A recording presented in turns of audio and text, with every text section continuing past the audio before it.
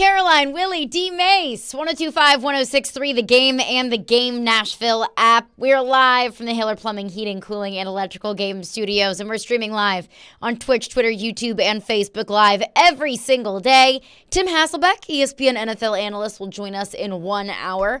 We'll get his evaluation of Will Levis's performance on Sunday. Will Levis said he thought it was the worst performance as a Titan. We'll see if Tim Hasselbeck agrees. We'll also get Tim Hasselbeck's thoughts on all of the news that we heard yesterday. Again, the news of the day yesterday. Mike Vrabel has fired special teams coordinator Craig Aukerman. D-Mase is here. Yes. Willy D will join us later on in the show. He's in Chicago. Preds in action tonight against the Chicago Blackhawks. But D-Mase is here. How we doing? Hey, I'm doing well. A lot of stuff going on with the Tennessee Titans. Well, I guess not a lot, but it's significant enough because, Vrabel typically doesn't do in-season moves when it comes to coaches. At least he hasn't over the 5 years he's been here. And yesterday, I think where it wasn't, I think it was sort of warranted in a sense, but it was a surprise that he would do it, when you still have games left. So we'll see where we go from there. Quinn is going to take over the duties. Longtime special teams guy. He was with the Giants for a good bit. So we'll see if he has any impact at all on how the special teams perform moving forward.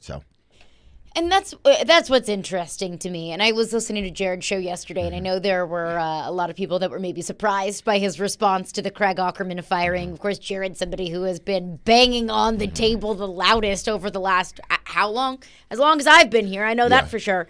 That his response was, well, what does this do now? It doesn't retroactively fix all of the special teams mistakes of the past, of the Kyle Phillips muffed punt or the blocked punt against New Orleans or the 2 blocked punts against the Indianapolis Colts or all of the special team snafus. And he's right. It doesn't go back and fix things. You don't just get those games back. But what I do think it shows is a certain level of accountability. It's too little, too late. It is. Yeah. You're 4-8. You're out of the playoffs. There's not really much that you can do about it now. But it does show a level of accountability. But this is something that we discussed yesterday, D-Mase. And that was where that message is coming from. Is that Mike Vrabel on his own accord saying, you know what, special teams aren't good enough. I've never fired an assistant in the middle of the season before, but this warrants a change. That was so bad, and that cost you a game against a divisional opponent in which you did close to everything else right. Now, of course, offense wasn't perfect. Defense wasn't perfect. But you did just enough offensively and defensively to win that football game. And special teams hurt you. That Mike Vrabel thought, this is enough. I need to do something. I need to make this team better. I need to hold these coaches accountable. Or was it Amy Adams Strong? Was it Amy saying, was this an ownership decision? Do you think it was an ownership decision? It's sure enough, based on, what we have not seen from Mike Vrabel, meaning, firing a coach during the season. We can look at the last offensive coordinator. He chose not to fire him during the season. Even after the DUI, he chose to keep him on the staff. You look at the offensive line coach. The offensive line wasn't doing well, but he chose to keep him on the staff and make changes after the season. Subsequently, after the season, the offensive coordinator and the offensive line coach is gone, which makes me think that this was probably something that came from above him, that, someone looked at it and say, listen, things need to be changed. Because, again, you look at it and say, well, you changing them now does nothing for, this. What is done is done. It doesn't fix exactly. It doesn't fix what happened. Exactly. It doesn't fix it. If you're going to make this change, you should have made it weeks ago. But instead, you choose to make it with 6 games left in the NFL season, where you're out of the playoffs, and really you changing the coach is not going to do much, moving forward. So to me, and I can be completely wrong on this, I think it was above Vrabel. I think there were there was, some chatter or a phone call made after that game, or it wasn't even a phone call made. It probably was, I am going down there and I'm going to talk to Vrabel after the game. Once everybody left, I'm going to sit and talk with Vrabel. And maybe Amy looked at it like, listen, you need to make a change now. That was truly embarrassing. That was a game that we did everything. It wasn't perfect, but we did enough to win that football game by more than 10 points. And because of the egregious mistakes by the special teams unit, it cost us not only the game, but more importantly, it cost us one of our best players, probably the best punter in the National Football League. Something that you do quite a lot. Yes, absolutely. You punt a lot, which is saying a lot about the football team as a whole. Because it puts your defense in a good position to whereas they have to defend, they don't have to defend the short field. They defend, the opponents being on the, 20 or the 15 or the 10. Stonehouse was getting to a point where he was doing really well at directional punting and position punting for the Tennessee Titans. We knew he had a strong leg, but now he started to, just like Kern. Kern was great at placing the ball exactly where he wanted it. Stonehouse was learning that, and you saw it. And then all of a sudden, because of whatever happens on the special teams unit, the punt team, your punter's gone for the season. It's absolutely an advantage when you can back a team up to their own 15 versus their own 35 or whatever it might be. But when it comes to how this decision came to be, the decision to let go of Craig Aukerman, I'm with you, D-Mase. I think this was an ownership decision. Mm-hmm. Now, you might be thinking to yourself, well, why does it matter? Who cares whose decision it was? The guy's gone, and we'll move on, and special teams can be better. One reason why I think it was Amy Adams-Strunk is because she showed us last year she has no problem moving on from people in the middle of the season, that she's got no problem maybe making some hasty decisions. That's what we saw when she let go of John Robinson. Now, of course, I don't think that firing the special teams coordinator in the middle of the season after a special teams disaster is as hasty of a decision as letting go of your general manager who has yet to have a losing season in the middle of the season. So definitely different vibes, but still, Amy Adams-Strunk has shown us that I'm not afraid to let go of somebody even if I extend their contract just a few months earlier. And I think the second thing why I don't think that this was a Mike Vrabel motivated decision is because I don't think that Mike Vrabel wants to let go of any of his coaches if he doesn't have to. That special teams haven't necessarily been all peachy for Craig Aukerman's the entirety of his tenure in Tennessee. That they're, while I don't think that there has been a game that has been as egregiously bad on special teams as yesterday was, I don't think there's been a game in the history of the National Football League that has been as egregiously bad on special teams as yesterday was. There was still enough there that if Mike Vrabel wanted to move on from Craig Aukerman and be better on special teams, he could have. One thing that Willy was saying yesterday, and I'm not talking behind Willy's back, but he said it wasn't that bad, but it wasn't that good either. In the NFL, your mindset can't be, well, it's not that bad, so we're going to hold on to him because it's much easier to hold on to him than it is to find somebody else. But the reason why I think it's important to discuss where we think this decision came from is because I think when owners start making decisions in football teams, you're heading down kind of a slippery slope. That we see so many owners across the league. Look at David Tepper in Carolina. I mean, he makes some of the hastiest coaching decisions I maybe have ever seen. Look at Jerry Jones in Dallas. Now, look, I'm not saying that Amy Adams-Strunk is Jerry Jones or David Tepper, and I'm not saying that, the Dallas Cowboys are a pretty darn good team. Yeah. But Jerry sticks his nose sometimes in decisions and in places where maybe an owner's nose doesn't necessarily need to be. And I think you put yourself in kind of a scary position when the owner starts making a lot of these decisions. And then if Amy Adams-Strunk says, Mike, we're getting rid of the special teams coordinator, where does it stop? Well, I mean, I'm sure she doesn't want to, become that meddlesome owner where she's, hand in here, hand in here, hand in here. Everything that goes on, she has to have a hand in. I don't think she wants to be. Yeah, I mean, if I'm an owner of a team, I wouldn't want to be, that hands-on. I would trust that whoever I have hired, they're going to make the best decisions for the team. Because ultimately, if I own an NFL team, that means I own other businesses as well. So I gotta divvy up the pie as far as, my attention.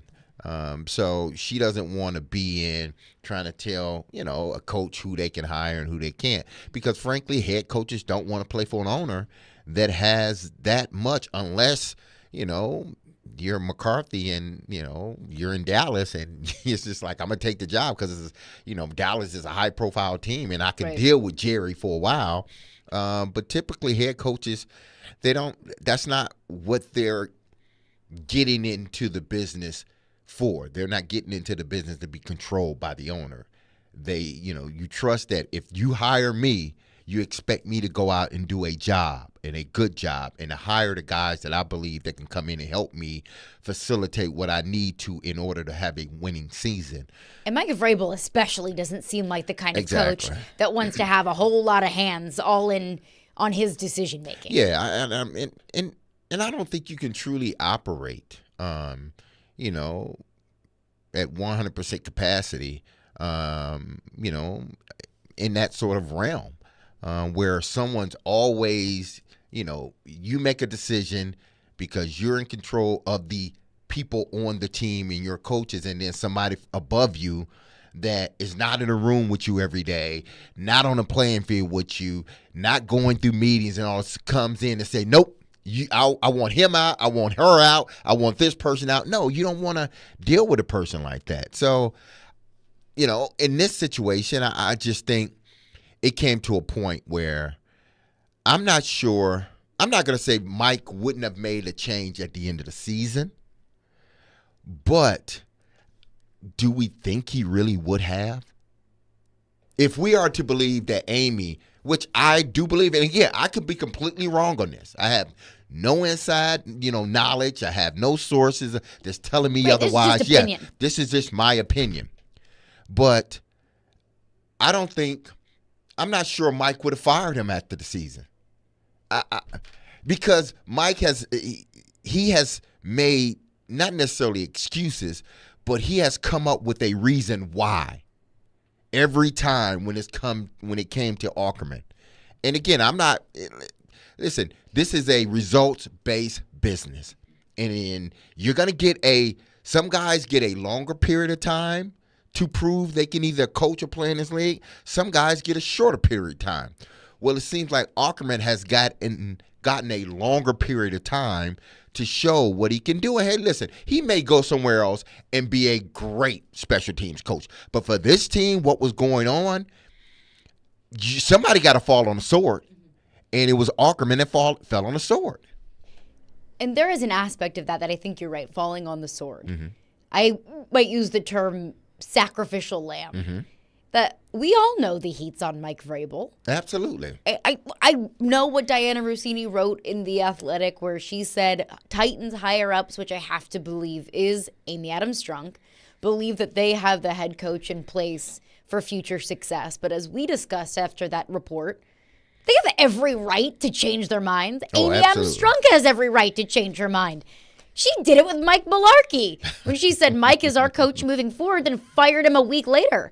She could do the exact same thing with Mike Vrabel. She didn't put her hand on a Bible and say an oath that Mike Vrabel is our coach moving forward for future success, that we believe that we have the right guy in place. She can change her mind whenever she wants. Well, we know even that don't work. There's a good bit of truth to that. So there you go. That's a much bigger discussion. Exactly. So even if she did that. But I wonder how much of it was something's got to change. Mm-hmm. So Craig Ackerman is the change over Mike Vrabel. And I don't think that's necessarily fair. But not everything is fair in the National Football League. Not everything is fair in life. But if you're going to start sacrificing lambs, so to speak, if you're going to start sacrificing coaches to save the head coach, is Shane Bowen safe? Should Shane Bowen be safe? I don't think so. This defense has taken a step back. This defense, it looked like, had the makings of being elite. Mm-hmm. This defense is worse.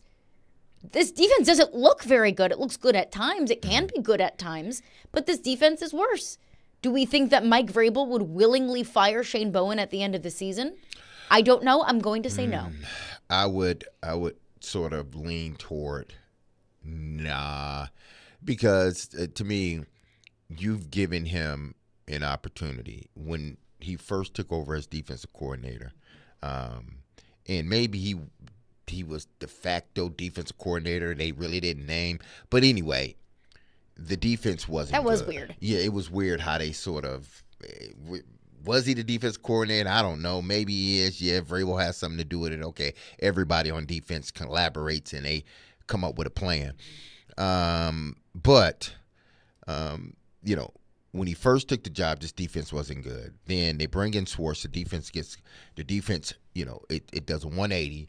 And, for that 2-year time period, they're one of the best defenses, at least had one of the best fronts, and it showed on paper, each and every week. This is one of the best fronts in the National Football League. And then all of a sudden, short sleeves go to Cleveland. Cleveland has a dominant defense. They still do, but they do have problems on offense. And then all of a sudden, this defense takes a step backwards. Even when last year, even when they had all those injuries, that defense was still playing well. That's the part that makes me think that, man, it might have been Schwartz. It might have been Schwartz's brilliance on this staff that sort of swayed, Shane Bowen. Because even with all those injuries, I didn't think enough about that going into the season. Yeah, even with all those injuries, that defensive front was still good. Mm-hmm. They had Simmons go down. They still was good at moments when he was down. They had other guys go down with it. Harold Landry was not there for the whole season, and that defense still played well. Mm-hmm. But then all of a sudden, Schwartzy leaves. You got everybody back healthy, and this defense looks like a shell of themselves. And they don't have all the major injuries that they had last year. Now, some players are not here that were here last year, but yet and still, this defense shouldn't, at least from a front seven standpoint, it shouldn't be playing so up and down. Like last week, they were good against the Indianapolis Colts. That front played really good. But it's like 1 week they play good, 1 week they're not playing as well. And do you put that on Shane Bowen or do you put that on players? Because to me, last year when Schwartz was on the staff doing whatever he did, I don't know exactly what he did, but even with the rotation of the injured players coming in, coming out, guys being hurt, this defense still was a damn good defensive front. And all of a sudden, Schwartz, he leaves. You have total autonomy over everything when it comes to the defense. And this defense looks like this, inconsistent. So, yeah, I think whenever that's the kind of the age-old question of is it the player, is it the coach? I think when one thing happens in an isolated incident, you can say that's the player's fault. When you see a continuing trend for the unit as a whole, that starts to fall on the coach. That is on the coach, ultimately. If you're not getting better, if in fact you're only getting worse, that's on the coach. Exactly. So when it comes down to ownership, did ownership influence this decision? That's what makes me fear for the future of this franchise. That's what makes me fear for the long-term future or the short-term future. And that's what I was kind of afraid of all along between Ran Carthon and Mike Vrabel's collaboration when we didn't know who was making final decisions. When Ran Carthon was hired, and this has nothing to do with Ran Carthon personally, but it's more so just the construction of the team as a whole, that when Ran Carthon was hired and he said, we're going to collaborate. We'll collaborate. Mike Vrabel said the same thing. We'll collaborate. And I said, I don't know about that. And I know so many Titans fans were thinking, no, it'll be fine. It'll be fine. It'll be good. It'll be good. This is what I was worried about, where we don't know who makes final decisions in this organization, where we don't know how much say Amy Adams Strunk has in either personnel decisions or in coaching decisions. And if this was, in fact, an Amy Adams Strunk motivated decision, whose team is it really? Who really does have final decision? Who does have final say? And how much is that going to drive Mike Vrabel absolutely crazy? Well, I mean, ultimately, and I'm just looking at it from a business standpoint. Ultimately, the owner has final say. Now, in the world of athletics, typically, owner isn't one. Again, they have other things going on. They're not the one. There are only few Jerry Jones and Robert Kraft and the owner in Indianapolis, and even Jim Irsay. yeah, Irsay. Oh, that's Even another one that I didn't even bring up. Even Irsay and Kraft are sort of like they're out of the way. They only stick their nose in it when they think things have gotten really bad. They sort of stick their nose in it. Even with what's going on in New England, you don't see Robert Kraft all the time, giving, sound bites or anything. It's really Jerry Jones, the one, because he's the CEO, Jerry's owner, everything. GM. He's He'd be everything. quarterback if he could be. Exactly. So I look at Amy and I say, as much as this decision, I think she had a hand in, she nudged it. I don't think she wants to be in the business of doing that moving forward. But I think she got to a point where it was obvious to her that, listen, again, we go back to the Philadelphia game. And if we are to believe that that one game made her change her mind, watching A.J. Brown score twice and just roast the Titans. How could it not? And that's what I'm saying. If we are to believe that then she, after that game, said, you know what, I've had enough. Regardless of what's going on, I have had enough. I've seen too much. You're gone. If we are to believe that, then we should believe that it came to that point with her with the special teams unit. And do you think that this team is better without John Robinson? I don't know yet. I really don't. And that's my honest opinion. I think we're gonna have to give it another year or two to see where this roster is headed. They haven't started off on the right foot, I tell you, in regards to people they went out and got and expected to come in here and really help this team. They have not taken a great first step. But I want to see more steps taken before I decide, at least that's me, I decide whether they're better off with John Robinson or not. I don't believe that they are better off without John Robinson today. Yeah, today, right now. Are they better off without John Robinson 5 years from now? I don't know. Maybe they got a Super Bowl by then. Maybe they're the worst team in the league by then. I don't know. So I can't say that this team is better off without John Robinson today because I don't think that they are. And they wanted to be good. They wouldn't have run it back with Tannehill and Henry and Byard if they didn't want to be good, if they did want to tear everything down. They had every intention of being good. So I think that Amy Adams Strunk made that decision to fire John Robinson. It made this team worse. So what other decisions might Amy Adams Strunk make that could make this team worse? And that is assuming that this wasn't an ownership influence decision. I said it yesterday. I'll reiterate it today. I hope that this was a decision that Mike Vrabel made for himself, that he could see how bad that was on Sunday from special teams, that he could acknowledge, look, I got to put a stop to this. We need something new. But he's never fired an assistant coach midseason before. I don't know why he would change now.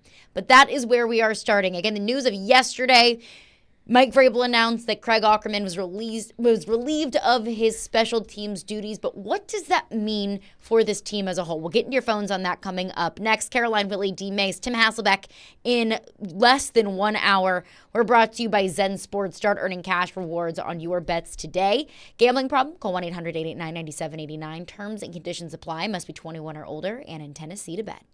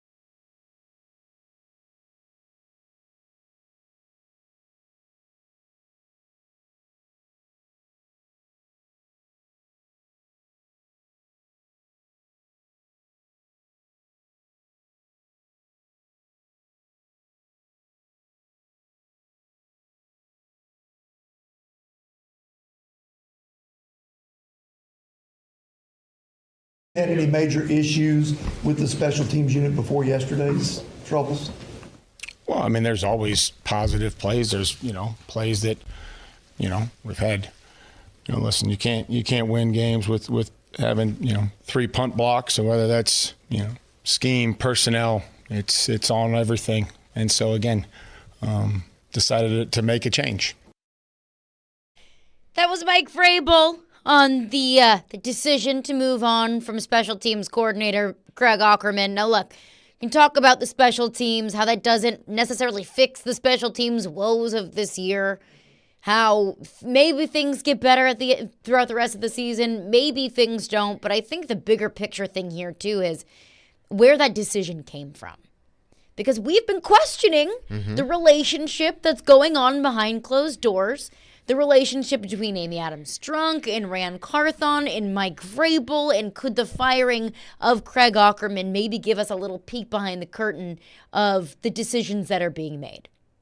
But unless you have a thought, D-Mase? Let's go to the phones. Let's go to the phones. Our phone lines are driven by WilsonCountyHyundai.com. Tim Hasselbeck, ESPN NFL analyst, will join us in 30 minutes. Kevin Texan says, yes, the Titans special teams were bad on Sunday, but the overall reason that we lost and continue to lose games is our offensive line is terrible. You lost Sunday because of special teams. Yeah.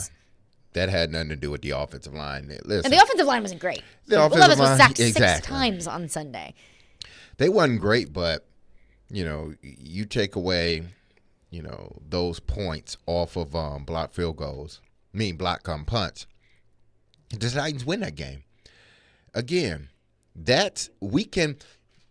the Titans lose, we can pretty much point to the offensive line just about every time. Right. And we wouldn't be wrong. Like in Family Feud, exactly. If you say, why did the Titans lose? If you're talking about any game, offensive line is you going can to be up there. Offensive line should be up there no matter. Yeah. No matter ding, exactly. Ding, ding. Steve Harvey goes, 1 yes! or 5. It's there.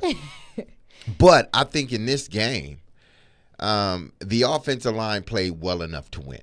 That's why, I think this was done the way it was done and immediately, because I think, I believe, and as well as you, I'm not going to put words in your mouth, but it seems like you believe the same thing, that Amy looked at it and said, for the first time, not the first time, but one of few times where we've went out and we've played a good game on the offensive side of the ball and the defensive side of the ball, and we did not win a football game. And it wasn't because, again, the offense and the defense necessarily. Were they perfect? No, they were far from perfect. Was the offensive line perfect? Hell no, they weren't perfect. But they did enough to win the game offensively. They did enough, that defensive front. The secondary wasn't great, but they did enough to win that football game. And then the one area of the team that you expect to go out there and don't lose us the game, and you may not win us the game, but you're doing just your job. Just do your job. The one group you expect just to do your job, they didn't go out there and do their job. So much so that it was evident to everybody. The Tennessee Titans lost because they had two block punts. And one that return happen. for a touchdown. 2 blocked punts back to back. Doesn't happen many times in the NFL. It does not. I don't think it happened many times in college football.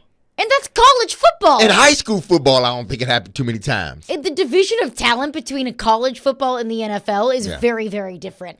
Punts don't get blocked that often in college football. It's just crazy. Ben Texan says the Titans are in trouble if Amy is pulling strings like that again. Firing Robinson was one thing. Hopefully firing Craig was Rand and/or Vrabel. We don't need an overstepping owner in this market. Some bigger markets can't even handle an overstepping owner. Again, it's her team. And she got to a point where she looked, this is my team.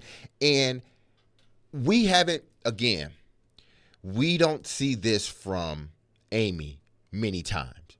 We saw it last year because I think she got to a point where she was like, listen, the one guy you told me we'd be okay if we trade him. We'd be fine. We'd get somebody else in there. Well, somebody else wasn't doing well because he was He got injured that game, Traylon Burks. And this is not really about Traylon Burks, but trust us, we'll be okay. We're going to draft this stud receiver in the first round. He's going to be a younger, cheaper version of A.J. Brown. Well, it didn't happen. And then A.J. lights your ass up for 2 touchdowns and over 120, 30 yards. And he started spanking the goalpost with his towel. If I'm an owner, I'm like, you told me we would be fine, and we're not fine. So you know what? This was the last straw. I'm not going to even talk about the other moves that were made that didn't work, but this one was so egregious that I got to fire you. And I didn't agree with it. And I didn't agree with it either. I still don't. But I understand. She's not a meddling owner. She stepped in when she felt she needed to, because obviously she was told something that, hey, listen, things will be okay. Well, things were not okay. And then here we go again. This is not the first time that Ackerman's job sort of has been in question, or the special teams has been brought up. This ain't the first time. No. So she looks at it like, okay, this is the last straw. She has every right, after she's seen it over and over and over again, she has a right to come in and say, hey, listen, you need to make some changes. I don't come down here often, but when I do, you know it's for a good reason. You know it's because I had to. And as an owner, you should be able to do that. So I don't classify her as a meddling owner. At what point does she become one? Yeah, I don't think she wants to get to that point. And I don't think she does either, because if you're getting to the point where the owner has to start making those difficult decisions. Now, I did not agree with the decision to fire John Robinson. Yes. I don't disagree with the decision to fire Craig Aukerman. So it's not like she's just assuming that this was a owner-motivated decision. Exactly. It's not like she's just making all of these decisions all willy-nilly. But at a certain point, if the owner has to start making those decisions, then at what point do you have to look at the person whose job it is to hire and fire those people and Mike Vrabel and say, am I always going to have to be the one that pushes you to make coaching changes to make this team better?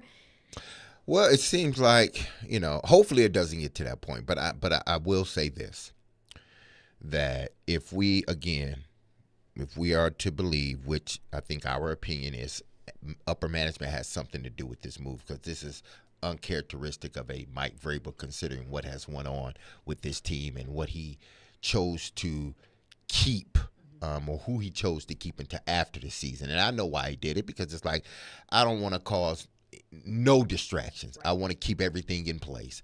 But if we are to believe that, then, I think Vrabel is on thin ice. I'm not saying he should be fired, on thin ice, but he's on. If he makes another coaching move, because I do believe there's going to be another coaching move, not during the season, but I think there's going to be another coaching move or two in the offseason. And if it doesn't work, then now we start to look at you and not everybody else around you. Because at a certain point, it just becomes ridiculous that Exactly. you keep firing people around you. And, you continue to do the same thing over and over and over again. I mean, what's the definition of, Insanity? Insanity is doing the same thing over and over again, not addressing what potentially could be the root problem. Back into your phones on this. Philip is on the line with the Thought on the Titans. What's up, Philip?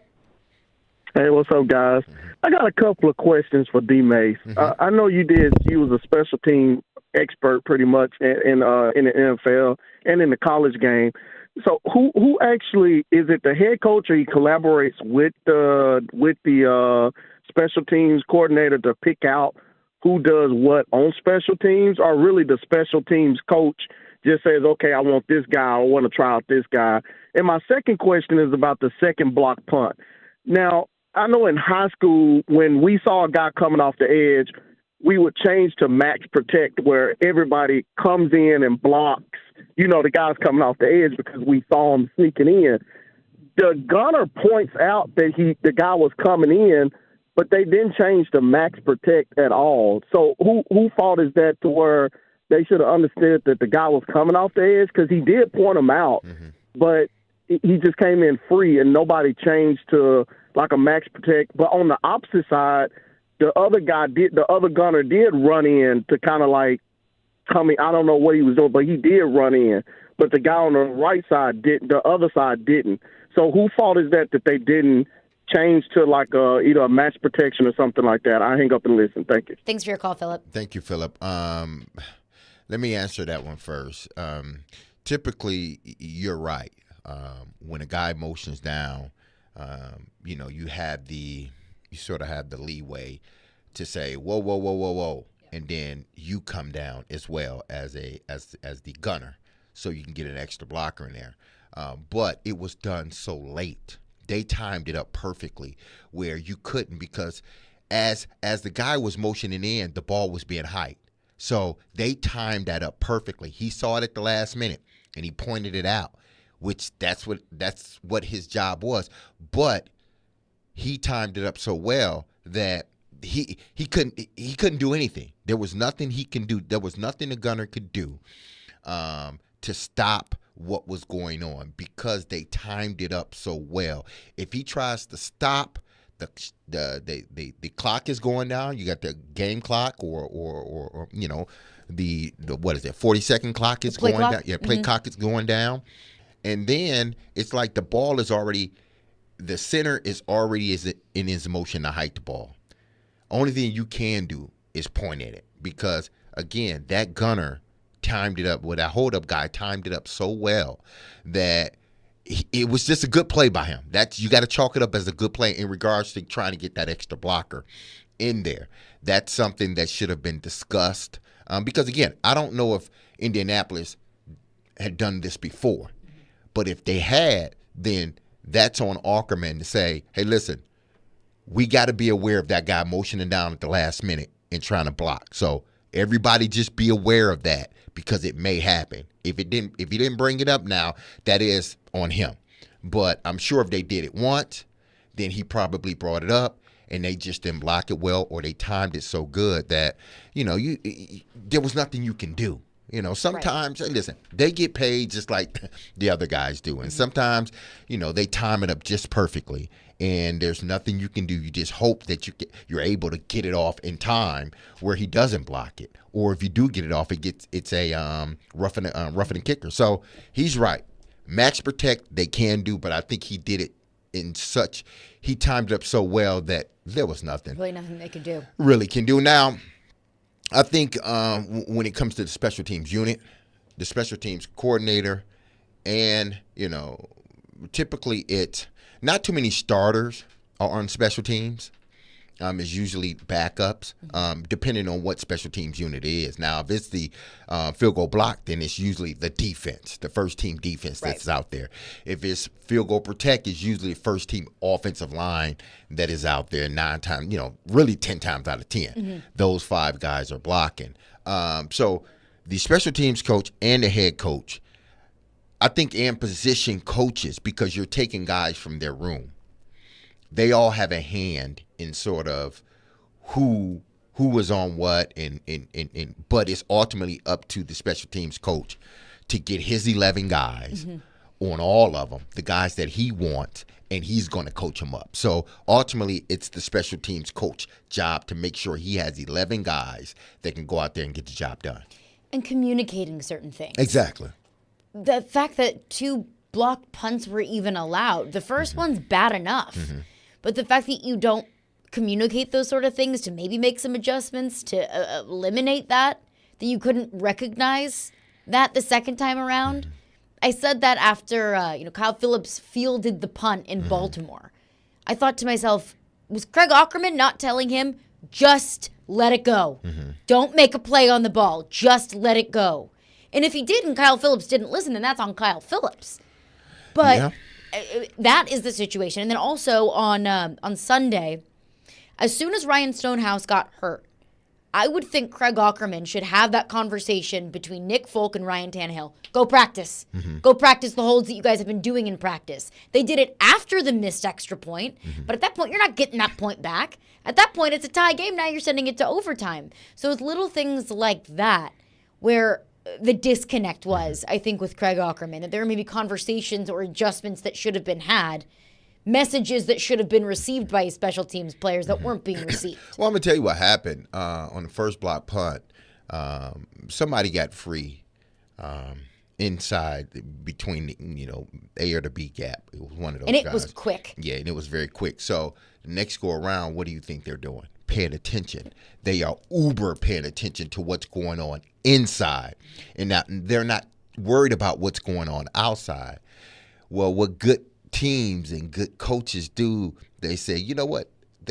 They're really worried about this area. Right. Let's try to Let's get do them the from other this. one. Yeah, let's try to get them from this area. And that's exactly what happened because their focus was on inside, like trying to protect the inside because that's the shortest route to blocking a punt. It's the inside. They were not paying attention to the guy outside, and he timed it up perfectly. Right back into your phones on this coming up next. Again, the news of yesterday, Mike Vrabel announces the firing of Craig Aukerman. Where did the decision come from? Was that an ownership decision? Right back into your phones on this coming up next. Before we get to Tim Hasselbeck, ESPN NFL analyst at the top of the hour, Caroline, Willy, D-Mase. Join Jaron Stillman, Chris Sanders, and Derek Mason at Twin Peaks in Madison this Monday from 4 p.m. to 6 p.m. for our NFL pregame show. They'll break down the Titans' Week 14 matchup against the Dolphins and give you the latest updates before the game. Our NFL pregame show is presented by Parman Tractor and Equipment and Beast Unleashed.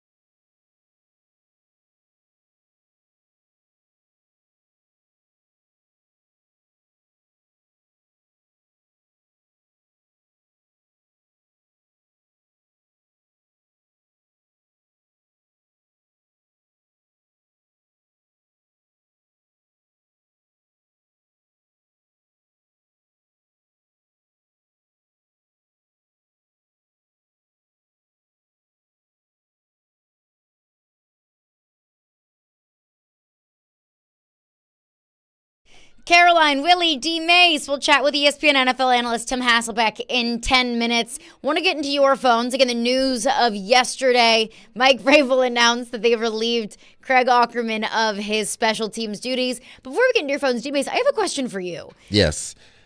You got a game on Monday. How much does it really affect the special teams unit with a new special teams coordinator?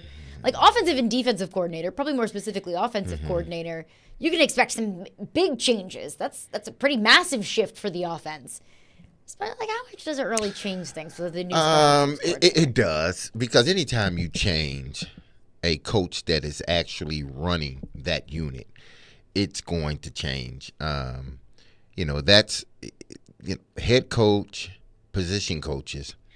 Those are things that affect, like firings, that affect, players, or another player being cut or injured. That affects what you can do, and guys got to step up. But yes, I think, switching special teams coaches, switching deep, because people call games different, and what they want to do is a little bit different.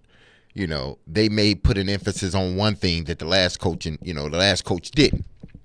Or they may say, you know what, that we used to do, we're not doing it no more. This is how we're going to do it. So guys got to sometimes relearn some things or learn something new.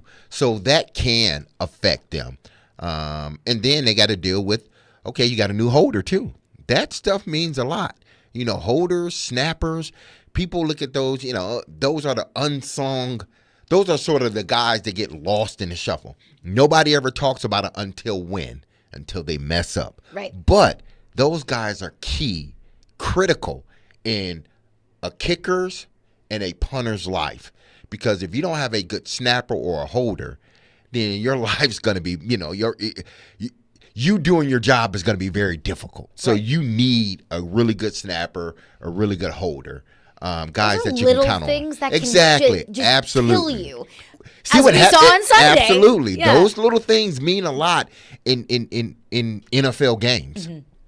Let's get into your phones. Andrew Texan says, D-Mase, no one can answer my question except for you. How on earth does Dory Jackson and Kyle Phillips successfully return hundreds of punts in college to look like they have never done it once they get here? How does that happen? That is a good question. I just think it's like anything. When you go from one level to the next, things do actually change. Just like going from high school to college, there's a process that some guys can hit the ground running, but there's still things they need to learn, because eventually you're going to have to use more than just your athletic ability. You got to be able to think the game, know the game, understand why you're doing certain things, reading defenses or offenses. And, your athletic ability only can get you so far. But I think once you get in the NFL, these kickers are better. Obviously, the ball is different. There's not that white stripe on it. How much of a difference does that make? That white stripe it makes a lot of difference. I heard Jamar Chase talking about this, complaining about the white stripe. You can see you can see the ball. Like that white stripe comes in the air and all that. You can kind of get a bead on what's going on. But these NFL kickers, they're so good, that it's hard sometimes for guys to make that jump from college to the NFL. Because in college, they got all these tricky things now where you running with the punt and then you kick it away, and it's just a whole bunch of just nonsense to me, at least. But these kickers are not like NFL kickers. How many kickers in college get drafted? And how many kickers in college, if you got you a good kicker, you better keep them. If you got you a good punter, you better keep them. Because you don't see guys coming out every year that are just excellent punters. Typically, teams go through punters and place kickers and stuff like that because they're trying to find that perfect guy, which tells me punting in the NFL, catching punts in the NFL is much different than catching and kicking in college football. Why? I think it's a lot of directional punting. Because I wondered that with Kyle Phillips. The I Gunners couldn't even catch a punt. The Gunners, get down a lot faster.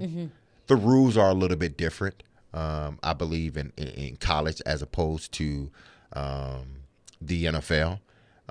You get more. You get that ability to really catch the ball in college. If you time it up perfectly, you don't have to stop. As soon as that guy catch it, you can run straight through him. You just got to give him an opportunity to catch it. In college, I got to catch it, and then it's like, okay, then I got to tackle him. Yeah, it's just little things that I think makes it difficult. But the biggest thing to me is the punters. Yeah. The punters in the NFL are better, much better than the punters in college football. So you're not. How many times in college football do you get a ball that hangs up 3 or 4 seconds? Not many times, yeah. That's in the air, that's directional punt, that has these certain spins of the ball that NFL kickers know how to do. You don't get that much in college football. Evan Texan says the owner can do whatever she wants. It's her team. She writes the checks. She can meddle as much or as little as she wants. That's true. It's her team. Yeah. She can. I mean, it's Haslam, the owner in Cleveland. He can do whatever he wants. He can sign Deshaun Watson to a $240 million fully guaranteed contract. Doesn't mean it's smart. Nah. Doesn't mean that's what's the best thing for But the it's his football team. team. But it's your team. You can Yeah. do whatever you want. I don't think that the Browns are better off because they signed Deshaun Watson to a fully guaranteed contract. No. But he can do whatever he wants. That's It's his the thing. team. And It's you not about- can't get fired. Exactly. It's your team. You can do whatever you want. That's my thing with Amy Adams-Strunk. She can make whatever decisions she wants. She signs the checks, but that's not necessarily a good thing. Exactly. Tim Hasselbeck, ESPN NFL analyst, will join us coming up next. We'll get his thoughts, what he saw from Will Levis. Will Levis was pretty tough on himself in his own evaluation. What was Tim Hasselbeck's evaluation? We'll get into that coming up next. Caroline, Willy, D-Mase, 102.5, 106.3 The Game.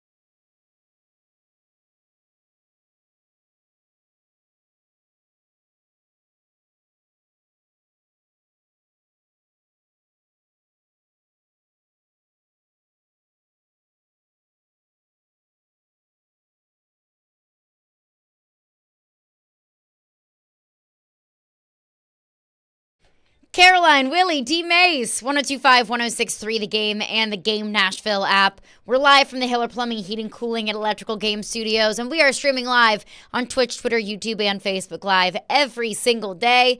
Joining us now is ESPN NFL analyst Tim Hasselbeck. Tim, appreciate you for joining us. Always appreciate our chats every single week. So after the game on Sunday, one of the weirdest, strangest, probably most heartbreaking Titans losses that I've seen in quite some time. Two blocked punts, missed extra point, took it to overtime. Weird game. After the game, Will Levis said he thought that was the worst game he had played in a Titans uniform. What was your evaluation of his play? I don't know that I would say that. I mean, obviously, I think there are plays left down in the field, and I think sometimes as a player you can leave the field, especially in a close game. And in close games you can look at, just individual plays and think, well, shoot, if I would have made that play, maybe the outcome's different. Or if I hold on to the ball here, then or I escape here, then I can make a play. And so, I think sometimes just the nature of that position in a closely contested game, or maybe I make a throw and so we eventually score versus, kicking a field goal. So I think when that happens, it makes the bad plays feel bigger. I can't say that I would have had that be, to say like that's the worst I've seen him play in a football game, because I thought there were still elements of good stuff, right, by him in that football game. I'm with you. I thought that there was a lot of good things that we saw from Will Levis on Sunday. I wasn't willing to make, as harsh of a criticism of Will Levis, but there is one thing that I've picked up on the last few weeks when things haven't been going very well, and it's Will Levis's willingness to take the blame and willingness to give credit to everybody else, where he acknowledges and takes accountability for things that go wrong for the football team. There was another thing that we saw on Sunday where he and D-Hop kind of went back and forth in a little bit of a heated exchange. I thought, okay, rookie going up against, having this conversation with a, future Hall of Famer in DeAndre Hopkins. What do you make of Will Levis and kind of his off the field behavior, decorum, whatever word you want to use? No, I think it's a great point. Look, I think one of the things that was impressive to me this past weekend was hearing C.J. Stroud, talk about how disappointed he was for Tank Dell, who was injured in the game. And I thought, well, look, there's leadership associated with that. And I do think that there's leadership, that you can attach to a quarterback when, he's taken ownership for maybe how he didn't play as well as he wanted to play in a close game. That's true. And then in terms of, reactions between young players and older players, especially older star players, I do say this, and I think I saw a little bit of it last night with Jake Browning, for the Bengals in a game where, he was a little frustrated with his center, and he kind of got on his center about, the snap and getting the snap back to him in time as they were kind of dealing with some delayed game situations. And I will say I'm always impressed when, not to say that I want to see conflict between, a younger player and an older player, because I do think you've got to be careful with that. But I do think that there is something important to say, no, I'm in this position. I'm in the huddle. I'm the one talking. And look, it doesn't matter that you're going to go to the Hall of Fame and I'm just trying to prove that I can play. This matters to me too, and I know that this matters to me, which is why I can challenge you. So I do think from a leadership perspective, you've definitely hit the nail on the head in terms of that's also a good sign from things we've seen from Will Levis. Well, you're absolutely right about that, Tim, and especially when the veteran guy sees that the young guy has something in him, like this guy can play. You don't mind that. Whether it be constructive criticism or, just going at a guy, because, ultimately both of you guys have the same goal in mind, and that is to be productive. And it's not like I'm trying to get you to do something that you can't do. We both look at it the same way. It was just this particular play. You thought one thing, I thought another. I'm the quarterback. I should be able to come to you and tell you whether you're a 15-year veteran or you're a rookie like me. We should be able to communicate. So I think that is good to have on your team because ultimately, like I said, you're all looking and going the same way. The boat is rowing the same way for the both of you. So if you're going to have that type of dialogue, then, let it be that. But once the play is over with, you're done with it. You got more plays to play and more things to do. And I think it speaks probably to, one, it's a healthy environment, like exactly what you're describing. And then two, the confidence of the young player. I think sometimes guys act like they're confident. Like Zach Wilson would be a good example of this. That he's acting like he's confident, but it really doesn't feel like it. I think we probably got the glimpse in Hard Knocks on some of that stuff. But acting confident and actually being confident are two different things. And I think that in some of those environments, when like with the interaction that's being described with Levis, like to me that is like he is confident in kind of. Not only his ability, but what he saw, what he thinks needs to happen. And look, that's a really good sign. I've seen a lot of quarterbacks, not feel that way. And really what they do is they go find another quarterback and they're like, man, you see the angle he took out of that? Like, why? Well, that doesn't do any good. Like, you need to go talk to the guy that was running the route. I wasn't out there running a route. Go talk to him. We're talking with Tim Hasselbeck, ESPN NFL analyst. Now, Tim, early in the week, yesterday, we were talking with TD, and I asked TD, are you concerned? Because I think Will Levis is doing a good job. It's not great. It's not bad. He's just working with what's in front of him. But I am worried that because of what's in front of him, he may start to develop some bad habits. There's been, over the course of the last couple of weeks, where, because he's not getting the protection, he's throwing off his back foot a lot. And even when sometimes he does have the protection, he gets outside the pocket or something, he's still throwing off he's throwing off balanced throws. It's like throwing it and lofting in the air. And I just wonder, is he developing some bad habits? And would you be concerned if you were the head coach or the quarterback's coach because of what's in front of you, that now my quarterback is starting to develop some bad habits? He has the arm strength to get it there, but you don't need to develop those habits. Yeah, I think that, yes, I think you always have to be concerned about bad habits.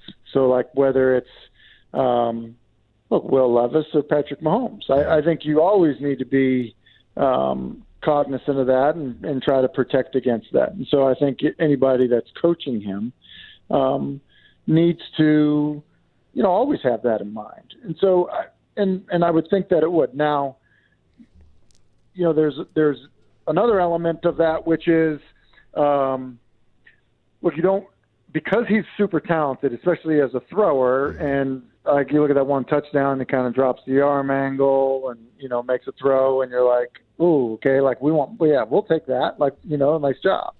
So you don't want to take away a little bit like happened with Ben Roethlisberger and having Aaron Rodgers and some of these guys that have a lot of, ability. You don't want to stifle their ability to just be great athletes and playmakers. So you do that. But I think to what you're saying in that, protection being the culprit in terms of some of the ways that you play, I think you've got to be very careful with that. So, every time you go play a team, you have to be aware of, all right, this is who we have playing offensive line. This is who they have playing defensive line. What does that mean for the clock in my head in terms of how long I can hold on to the football? And look, we're going to go into the game with an expectation of we might have a hard time holding up. Or, hey, we're going into this football game thinking, look, we're going to be okay. We're going to be able to give it another beat, most likely. And so I think I would really want to coach through it like that rather than being in a situation where it's like, hey, you've got nothing in front of you. It's going to be chuck and duck, the whole game. Like I think you do need to protect yourself against that. Now, we witnessed the debacle of the Tennessee Titans special teams. And we know the short time that Vrabel's been here right now, the last 5 years, he usually doesn't make moves within the season in regards to his coaches. But do you think that was the right move to fire Ackerman? And if you believe that is the right move, how does it affect the team moving forward from a special team standpoint? Yeah, I mean, I think how it affects the team is, I mean, this when people get fired, it puts everybody on alert, right? And so I think that, when that happens, I think it gets everyone's attention. This is pro football, and so it's just like it's his job, and to get everyone ready. The guys that are playing on special teams, it's their job, and I think probably. The block punts are one thing, right? Like those can happen. I guess when you have more than one in a game, then you can feel like, maybe we weren't as prepared. We didn't have people in the right spots. I do think when you have, you have a backup situation where, like you have a holder who's not typically a holder, and you have you have that, and that doesn't go well. Unfortunately, it felt like there were a lot of events that maybe should have been handled better. And ultimately, somebody has to answer for it. And so, do I think it's the right move? I don't know. It's hard for me not being in there every day to say, look, it's the right thing when somebody loses their job. But I do know just with what happened and how the NFL typically works, it was not a surprise for me. And I think it's more, I think the missed field, or the missed, was it an extra point at that point? What was that? Yeah, the missed extra point. To me, that's almost as much of a part of it, because I think that's one of the areas where you can show how locked in you have everybody. What is your philosophy? Tim Hasselbeck is with us. What's your philosophy on midseason coaching changes? I would say that they typically don't help. I would say that they, you're saying assistant coaches or head coaches? Assistant coaches. Assistant coaches is different with a head coach. Yeah. Yeah. So a head coach, I think people do it because you want to evaluate somebody. Here's a good example, Washington. It doesn't feel like Ron Rivera is going to be back. Right. Okay. Eric Bieniemy's name's been rumored around for a bunch of years. To me in Washington, it probably makes sense to say, Eric Bieniemy, you're the interim head coach. Let's see what happens, because you might be the next head coach of this football team. To me, I feel like that makes sense. We're in the middle of the season.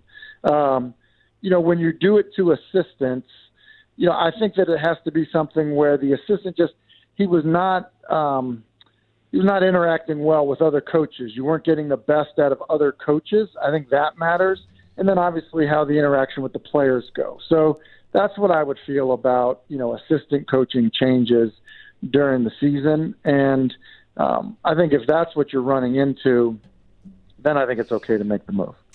And one thing that we've been kind of tossing around is who dictated this decision. What was this decision motivated by? Was it Vrabel looking at all the special teams woes on Sunday and saying, I got to do something about this. This is unacceptable. Or could it be Titans owner Amy Adams Strunk looking at the same special teams that we were all watching on Sunday and saying, we need to do something about this? Her picking up the phone and calling Mike Vrabel and say, we need to make a change. Do you think owner-motivated decisions like that are wrong? Or are they right? Or just kind of your thoughts on that, on potentially owner-motivated, personnel or coaching decisions? Here's what I'd say. Owner-motivated, changes, I actually don't think are wrong. I know some people are like, these owners need to let the football people do the football stuff and this and that. And I get that. And I think that most do. But I also think that, look, if you're the owner of the team and a lot of the criticism is going to come back on decisions you make in terms of coaches that you hire and stuff, you're the boss, so I don't have an issue with that. I really don't. I think it's probably somewhat an unpopular take on it, because I think there are a lot of people that feel like, hey, football people, like you do the football decisions. But I think there's also an element in some of these football decisions that are people, perception, and leadership decisions. And I think oftentimes the ownership can provide good leadership through those things. So I think so I'm actually fine with that. Now, I would not want the ownership influence to be because, they're reading message boards and everyone's, unhappy with, hey, we just run the ball on first down all the time or whatever. Like that type of stuff. I obviously want it to be educated. And I think probably more often than not it is. Now, two things I want to throw at you quickly, Tim, and it's outside of the Tennessee Titans. One, the Kansas City and who did they play? I forget. Green Bay game. I mean, when is it going to get to a point where the league really start addressing the bad officiating? And then two, what do you think of C.J. Beathard? Because now he's going to be the quarterback moving forward for the Jacksonville Jaguars. We don't know how long Trevor Lawrence is out. It wasn't a break. It was just a sprain. But they're in the playoff. They're in the playoff hunt. Mm-hmm. They're trying to win a division. Houston is right there with them. So what do you think about C.J. Beathard, and can he hold the fort while Lawrence is out, and then officiating? Yeah, so I'll do the officiating one first. It was an awful missed call. There would have been 42 seconds left, ball on the 5-yard line for Patrick Mahomes. I mean, I don't think that there's been a more creative offense in the NFL than we've seen from the Kansas City Chiefs under Andy Reid inside the 5-yard line. Like they have been incredible. And so it's really a shame that happened, because that was about to be an amazing comeback. In terms of C.J. Beathard, I actually think he's a very good player. As you look around the league, not every backup situation is going to be a perfect situation. I think they've actually kind of put themselves in a pretty good situation in Jacksonville by having him. He's a guy that has starter experience. He has experience in a like offense from his time with the 49ers, and I think he certainly had moments. He's a good athlete. I think I think he's got good players around him, which helps. And I thought even last night coming in, he caught a little bit of a break on the fumble that his team was able to recover. But look, he led his team to, game tying and game winning opportunities. And I think that's a really encouraging sign. So I guess I would just say from that standpoint, I don't know how long Trevor's out, but is he good enough to make it work? Yeah, I think he is. No, Jake Browning. I mean, he had a phenomenal night as well. Cincinnati and the initials JB. My goodness. Hey, they're doing well. So what do you think of him as a quarterback moving forward? Because these three teams are fighting, at least these two teams, Jacksonville and Cincinnati, are fighting for a playoff berth. Which, let me ask you this better. Which team you think is in a better position to win with their backup quarterback, Cincinnati or Jacksonville? Yeah, I think Jacksonville is, but I think Cincinnati is a very QB-friendly offense. Mm-hmm. I think they're well coached, and I think seeing that last night was like, oh, whoa, wait a minute, like you maybe uncovered something here. And like I love when backups get an opportunity, they play, they go off, and then next thing you know, it's like 15 years later they've had this amazing NFL career. I mean, I love it, and I feel like Jake Browning maybe, took a step in that direction last night. But I think that just looking at, the division, I think the experience, I like Jacksonville's situation, maybe a little bit better. And I will say, and I don't know if you guys felt this way, not that it was a national championship game, but I just had to laugh a little bit. I'm seeing this and like, we see backups all the time come in and play well and maybe end up better than the starter. And I thought, wow, I can't believe Florida State's trying to get that opportunity because you just never know. Going to come in off the bench and throw for 350 yards. Mm-hmm. I do want to get your thought on that, Tim, somebody who calls the ACC games every week. What do you make of the committee's decision to leave an undefeated Power 5 conference champion Florida State out of the CFP? Yeah, I didn't like it, and not to say that like, I guess I just didn't like it. I didn't like how it was like, yep, Washington's in. They're undefeated. They're in. Michigan, hey, they're undefeated. They're in. And then, Florida State's not. And I get that everyone's saying there's two things I think that maybe bothered me in the talk about it was, one, I felt like during the ACC championship game, there was almost like this lack of awareness that like Brock Glenn was not going to be the starting quarterback in the college football playoff. Right. Mm-hmm. Right? Like Tate Rodemaker would have been back. So like whatever offense we were looking at against the number 14 team in the country, like that wasn't going to be what it was. So I think that was like an unfair characterization of like what Florida State would be in a playoff. And I think the fact that they could win with their quarterback only throwing for 55 yards against a good football team, like that probably speaks, higher volumes of the type of team they were. And then I would just also say this, one of the things the committee said was, part of our rankings and our evaluation is like who you are now and who's available to you, right? Like that was clear. Well, somebody would have to explain to me how when Jim Harbaugh was not available, why did that not affect where Michigan was ranked? Because he was not available. They barely got past Maryland. Yep. Mm-hmm. And that wasn't reflected in the rankings that Jim Harbaugh wasn't available. The head coach, is he important to the team? Probably. So I just felt like the inconsistency in that didn't make sense to me. And I think that, look, I'm not saying like, hey, Texas or Alabama or Georgia, that this should have happened. I think that they should have been in, and then whatever you need to decide between Texas and Alabama and Georgia, go ahead and decide. But I don't know why that is a Florida State issue. I think you hit the nail on the head, Tim. Inconsistency with the College Football Playoff Committee and what they prioritize. Tim Hasselbeck, ESPN NFL analyst. Tim, appreciate you as always. We'll chat next week. You got it. See you guys. Awesome. Thanks, Tim. All right, that's what I want to get into coming up next. College Football Playoff. Alabama, a one-loss SEC champion, in over an undefeated conference champion Florida State. Our thoughts on it. Question, did the committee get it right? We'll get into that coming up next, and your thoughts as well. 615-737-1025. Caroline, Willy, D-Mase, 1025-1063 The Game.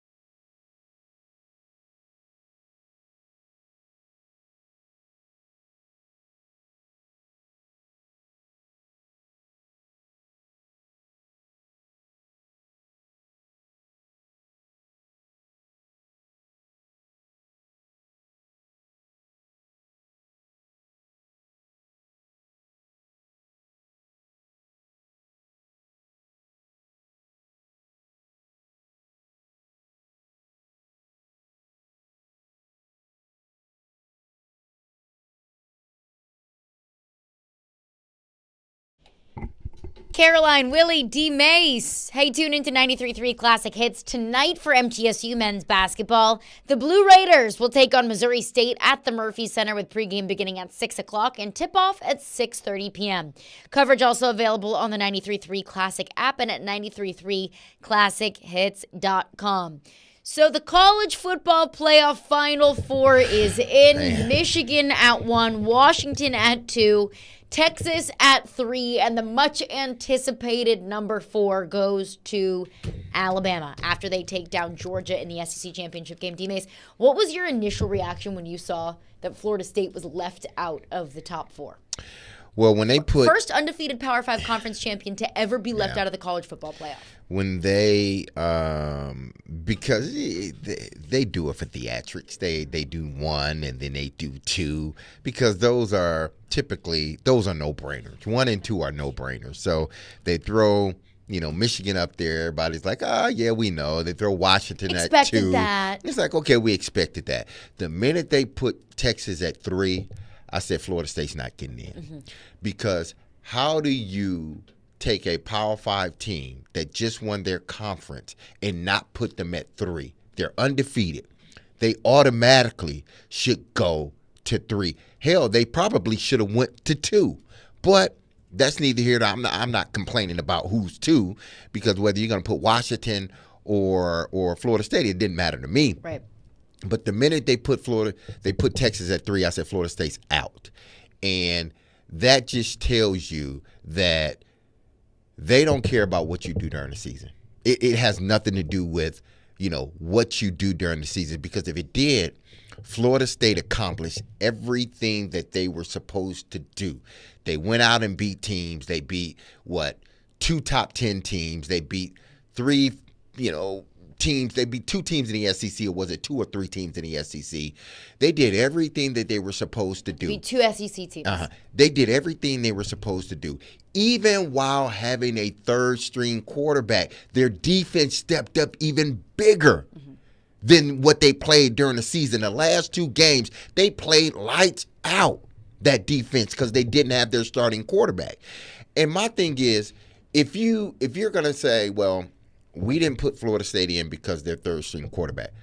Well, their third-string quarterback wasn't going to be playing. And the third-string quarterback also beat a top 15 Louisville team. Exactly. And he was the quarterback of a team that beat a top 20 team in the SEC championship game.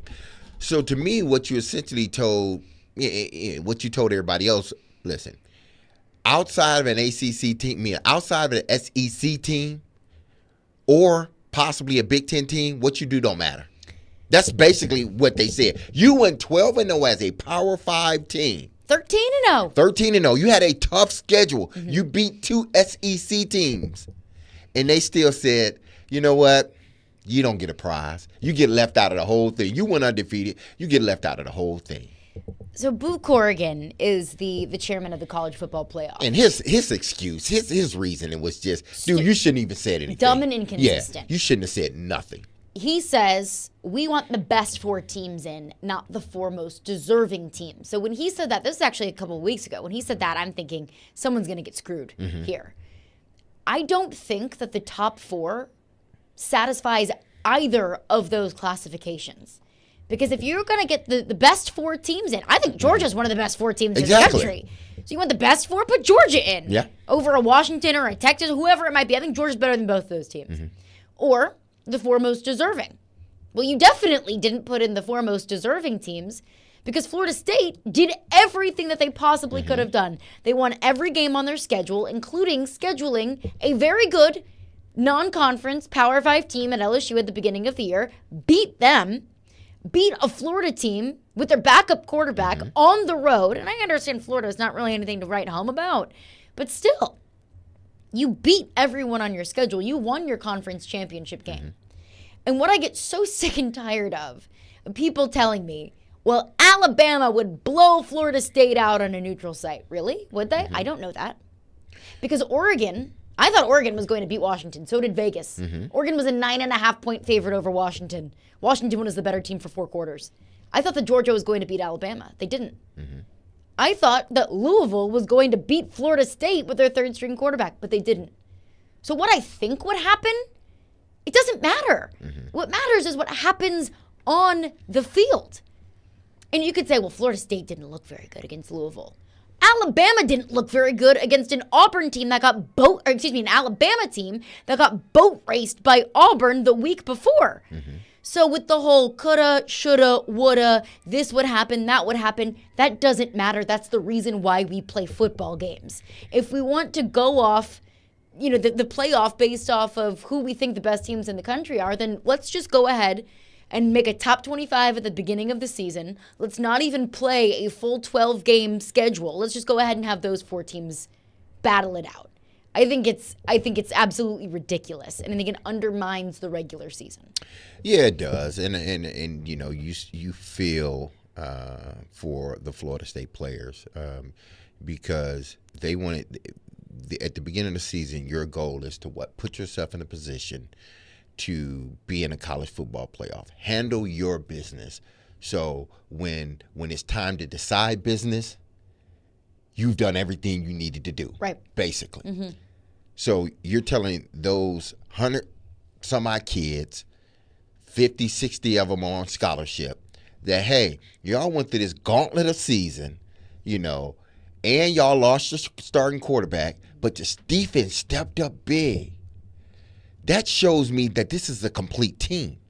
This is a football team. Like, what is the old saying? When someone gets hurt, the next guy steps up. Next man up. Let's keep it rolling. Well, it was the next man up for Florida State. And their defense picked up the slack. Their defense started to play better than they had played all season. And that was a damn good defense anyway. Yeah. But they stepped up and they played even better.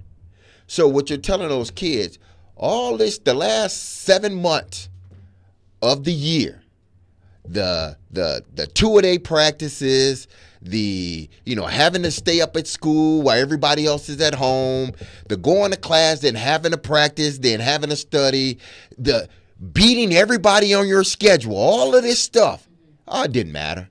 It don't matter because your starting quarterback got hurt. And the argument is, Florida State is missing their best player. No, they're not. Jared Verse is Florida State's best player and their edge rusher. Jordan Travis isn't even Florida State's best offensive player. Keon Coleman, their wide receiver, some damn good wide receivers, is their best offensive player. Look, losing your quarterback, absolutely, it hurts your team. And that's not me undermining Jordan Travis and his abilities and what he's done all season long. But he is not their best player. And I think that, let's say Jalen Milroe got hurt in the middle of the season. And with Alabama's backup quarterback, Tyler Buckner or Ty Simpson, whoever it is, if they step in and they beat Georgia in the SEC championship game, what are we doing? We're singing the praises of Nick Saban. Look what he has done with the backup quarterback. Instead, with Mike Norvell in Florida State, we're saying, sorry, you did everything you were supposed to do, but still not quite good enough. Let's get your thoughts on it. Our phone lines are driven by WilsonCountyHyundai.com. Tristan is on the line with a thought on Florida State. What's up, Tristan? Hey, Florida State deserved to be in. Like, if I was the third-string quarterback, I would have been, toast at Florida State. Like, that quarterback is from Tennessee. He's a freshman and did 55 yards. I know he missed throws, and he didn't throw an interception days. And Alabama looked awful versus USF, and these people on this committee should be fired, and ESPN should be looked into. Kirk Herbstreit is that guy is not an announcer. He's more like getting paid $11 million just to praise Alabama. Hey, I like Kirk Herbstreit. I like Kirk. He's good at what he does. Yeah. I don't think so. He's getting paid by China, which supports Marxism. All right. Thank you, Tristan. Thank you for your call. That's where I'm going to cut it off there. We can't. You're going down a rabbit hole that we don't need to be going down. We don't need to be doing that. We're talking about college football and Florida State getting snubbed, not about other stuff. And look, Alabama isn't not deserving. Yes. Alabama, I think, is absolutely deserving. The turnaround that they've had this season, they beat Georgia, the best team in the country. Look, this isn't my anti-Alabama propaganda. My problem is with the inconsistencies of the college football playoff. Because the argument that's being made is on a neutral site, Alabama would beat Florida State, which, first of all, we don't know that. There is no way to know that. Second, you're Vegas. Georgia, Florida State playing on a neutral site, which they will in the Orange Bowl here in a few weeks. Who's favored? I think Georgia is favored. I agree. I think Georgia would be favored. I think it's to a point now with Florida State, and I know that the coach is going to try to do his best to get the best out of his players, but this team is just like, I wouldn't be surprised if I wouldn't have been surprised if Florida State said, you know what, we don't want to go to no bowl game because y'all stiffed us so bad. We don't want to go to a bowl game. Keep the money, pick somebody else. We're going to decide to do something else with our players. Because to me, that shows you that hard work doesn't mean anything in college football. Hard work, what you do on the field, is not – sports is supposed to be about those that are actually on the playing field, dictating wins and losses. It's games. Exactly. Indisputable wins and losses. Absolutely. We can look at them. You won, you lost. And yeah, there was stuff in the middle. I get it, but you won, you lost. That's what sports is supposed to be. It's not supposed to be, okay, I do my job. I do what I'm supposed to do, but then there's 12 people that decide whether I get in or not. After I've done I did everything y'all asked me to do. That's like, I'm telling my son, get good grades, do this, and then I get you this. And he comes to me and said, Dad, I did everything. And I said, well, no, I'm not going to get it. No, I'm going to get this instead. And my son would look at me like, Dad, but you said if I did all this, I get this. Right. That's basically how they feel. It's like, these are the criterias.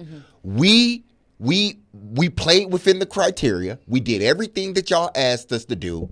And then all of a sudden, y'all ripped the rug from right up underneath us because the starting quarterback is not going to be able to play. Not the backup. The backup will be able to play, which the backup is good. And we got a lot of guys surrounding that backup that can make up for any deficiencies he may have. Oh, and by the way, our defense is damn good. Defense is damn good. So to me, I'm not going to sit here and say Florida State would lose to Alabama because Alabama offense doesn't look like a juggernaut. Alabama was a 4th and 31 away from losing to Auburn. Absolutely. And Auburn lost to New Mexico State. So anybody that sits here with a straight face and say, oh, Florida State would have lost to Alabama. No, they wouldn't because it took a last-second play to win an Auburn game, that they all – for intents and purposes, they lost. That game was Auburn's to lose, and Auburn lost it. And that Auburn team's pretty good. Exactly. But you can't sit here and definitively say, oh, Florida State would lose on a neutral site. Florida State would lose to Alabama. I'm going to call bull on that. I am. But here's my problem, because if you would have used that argument, fine. And I'm a huge Alabama fan. I'm not. But using that argument, I think today, neutral site, Georgia would beat Florida State. Yeah. Then why is Florida State ranked above Georgia? Under that logic, if you want to use that logic of Fantasyland football, of we think we, holier than thou college football playoff committee, thinks that Florida State would lose to Alabama, well, I would say that I think Georgia would beat Florida State. Then why is Georgia 6?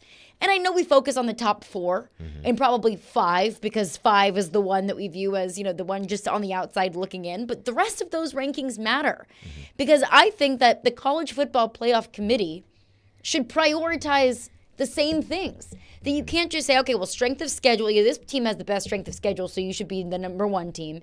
But this team doesn't have quite as strong of a schedule as the number 3 team, but we like how this team passes the eye test. You can't use all of these different metrics just to justify one team versus another when you're using different metrics for different teams. It doesn't work like that. Well, it seems like they just moved the goalposts on Florida State. Yeah. They said these are the criterias. Oh, y'all did everything within the criteria. Okay, now we're gonna add something else to it. We're gonna add who's the better team right now.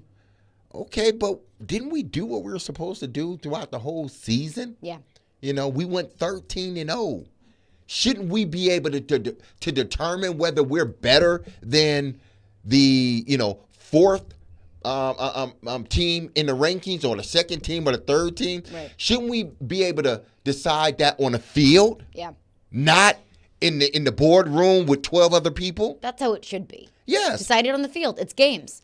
Let's get your thoughts on this coming up next. Caroline, Willy, D-Mase.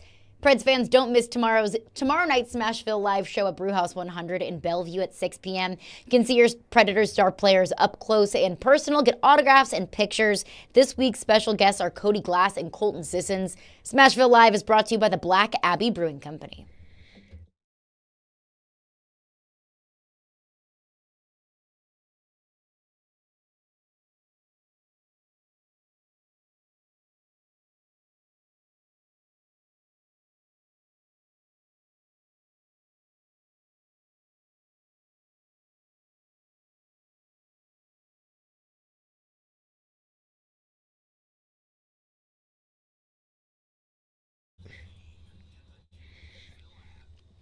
Hey, Nashville. You've been hearing me talk about Zen Sports for the last 2 or 3 months, okay? A sports betting app exclusively in Tennessee. So, I got some more exciting news to share with you, some big news. Now, when you sign up with Zen Sports account, you will receive up to $1,000 no danger first wager. That's right. When you place your first bet on Zen Sports, you will be reimbursed for the amount of your bet up to $1,000 if the bet loses. And there's more good news. Zen Sports is rolling out its brand new VIP reward program. This new VIP program will allow top-tier customers to earn more bonuses, comps, and perks. The VIP program is by invite only. So if you feel that your Zen Sports play qualifies for the VIP consideration, please check out the program details and apply at zensports.com/VIP. No other sports book will offer you a premier sports betting experience with 24/7 top-tier customer support and faster withdrawals like Zen Sports. So what are you waiting for? Get going and download the app at zensports.com today. Zen Sports, betting just got better. Gambling problems, call 1-800-889-9789. Terms and conditions apply. Must be 21 years or older to bet here in Tennessee.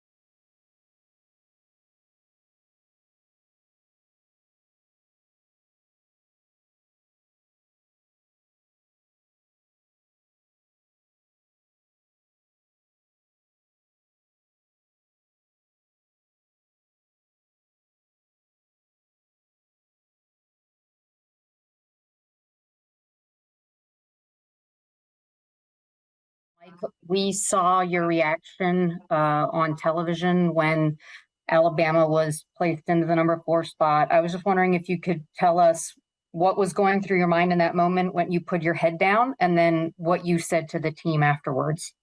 I was just hurt for our players. I mean, to be honest with you, that was, it was one of the tougher moments that I've had to experience, and just for all that they've done. You talk to a team about responding to adversity, getting up and going to give all that you can to be able to find a way to win a college football game. And like Coach Smart said, it is hard. I mean, it's hard to do. It's hard to especially when you face some of the adversities that we've had here this year, whether it's injury or just different things to overcome. But it's all part of it. And, as we tell our team all the time, your truest identity shows up in times of great adversity. And we faced it, and, they put it on display. So that was really that feeling in the moment. That was Florida State head coach Mike Norvell. Ooh, voice sounds like it is struggling. Sounded like an elf. I mean, what? And that's the problem. That's the thing that, as a competitor, it hurts the most, because there's nothing coach can do. Mm-hmm. There's nothing he can do. And what's he supposed to say to those kids? Exactly. That's what I'm saying. It's not he can go out and speak against it, but it's not going to change what has happened. He can go out and shame the 12 people or 11 people that are in that room. How many is it? 12, 13? I think it's 12. 12. He can shame them all he wants to, but they're not going to go back and retroactively change anything. It is what it is. I think one thing for the college football playoff committee is now there are so many people that are outraged. Not even just Florida State fan. I'm not a Florida State fan. People that are outraged about Florida State on the outside looking in. Even Georgia on the outside looking in. Any other year, I think that a team like Georgia, with the resume they have, would get in a 4-team playoff. But with the field, it was just so competitive this year. But now I think so many more people who maybe weren't on board for an expanded playoff next year are now welcoming it with open arms. So it's almost like a win-win situation for the College Football Playoff Committee. But I want to get your thoughts on it. Jeff is on the line with a thought on the College Football Playoff. What's up, Jeff? Hey, good afternoon, guys. Enjoy the show every day of the week. Thank you. Appreciate you for tuning in. Full disclosure, I'm a Tennessee fan, and I hate Alabama with the heat of 1,000 suns. Wow. I'm not here to shill for the Tide, but if you'll give me a minute, I'm going to make the case that they got this right. First of all, I think we have to start, do you believe that the injury to maybe or maybe not the best player, but definitely the most important player, should be considered by the committee? And we may just have to agree to disagree on that. But this is a fact. It is in the written criteria of the committee. It can be looked up online that injuries to important players can be considered. Okay. And so I'm just going to say that's fine. But Florida State won their games. That should be the most important criteria, shouldn't it? Wins and losses? Yes. But we are considering who are the best 4 teams right now to get in, not the most deserving. And you may disagree with that, but from my view, you're looking to put in the best 4 teams. And the betting markets are telling us that minus Jordan Travis, Florida State is not one of the best 4 teams. Well, the betting markets also told us that Oregon should have beaten Washington by double digits. The betting markets told us that Georgia should have beaten Alabama by a touchdown, but that's not what happened. Florida State is a 14-point underdog to Georgia. I'm sorry. I feel terrible for Florida State players. If I were a Florida State fan, I would be enraged. But the fact of the matter is, without Jordan Travis, they're not one of the 4 best teams. Thanks. Have a good day. Thank you for your call, Jeff. I appreciate it. I just can't get on board with that because they beat a top 15 Louisville team last week with their 3rd-string quarterback. Does that not matter? Yeah. I mean, you would think it did matter, but that's why it's so difficult. That's why, there's nothing coach Norvell can say that's going to make his players feel any better. Which is a shame. Which is a shame. So I understand what the caller's saying. I get it, but this was this they're going to be talking about this 20 and 30 years from now. Absolutely. They will be. Absolutely. Duan is on the line with a thought on the CFP. What's up, Duan? How's it going? I'm gonna make my point, but kind of like about the other caller. I think what messed up Florida State was it was the third string quarterback in there that only completed 55 yards. And I actually watched that game, and it was hard to watch. It was almost like watching an older version Titans game, if I might say. But I would say if that second string quarterback, Tate Rodemaker, didn't get the concussion, he was at least putting up 200 yards. I think if he would have been in the game, it would have been, more points would have been scored, and then they would have had more of a fight. But just seeing that third-string quarterback messed it up. But I would say going forward, since they're going to have potentially 12 teams, I think having in the playoffs, I think having a hierarchy, let's just say if you're undefeated, you're in regardless. Doesn't matter. That way the smaller schools have a shot. Because that way, you don't think it's going to be 12 teams undefeated. And then the next criteria, okay, let's just say we got 8 teams undefeated. The next criteria is, okay, if you lose one game, then maybe strength of schedule is the main factor. I think if they go down that list, at least teams will know going forward what their expectations are if they lose just one game. Thank you for your call, Dewan. I think that one thing that the College Football Playoff Committee doesn't want to do is have black and white rules. They like it when it's gray because they can make those decisions. But you got a 12-team playoff moving forward, so it's not, the criteria isn't going to be as strict. The other thing, one thing that Tim Hasselbeck brought up, Tate Rodemaker would have most likely been healthy for the College Football Playoff. Exactly. It wasn't a season-ending injury. He was in concussion protocol. The other thing is we can nitpick quarterback performances from the entire season from all of these quarterbacks. Yeah. What about Michael Penix Jr.? He hadn't been playing well. He has not been playing well. He threw 0 touchdowns and 2 interceptions against an Arizona State team that has won 1 Pac-12 game all season long. Are we not going to put that into consideration too? Just because he's the starting quarterback doesn't mean he hasn't had a couple of bad performances himself. But I'm interested to hear Mitch Light's perspective on this. He's dialed into the CFP, into college football. He covers college football for The Athletic, and he will join us coming up next. Caroline, Willy, D-Mase, 102.5, 106.3 The Game.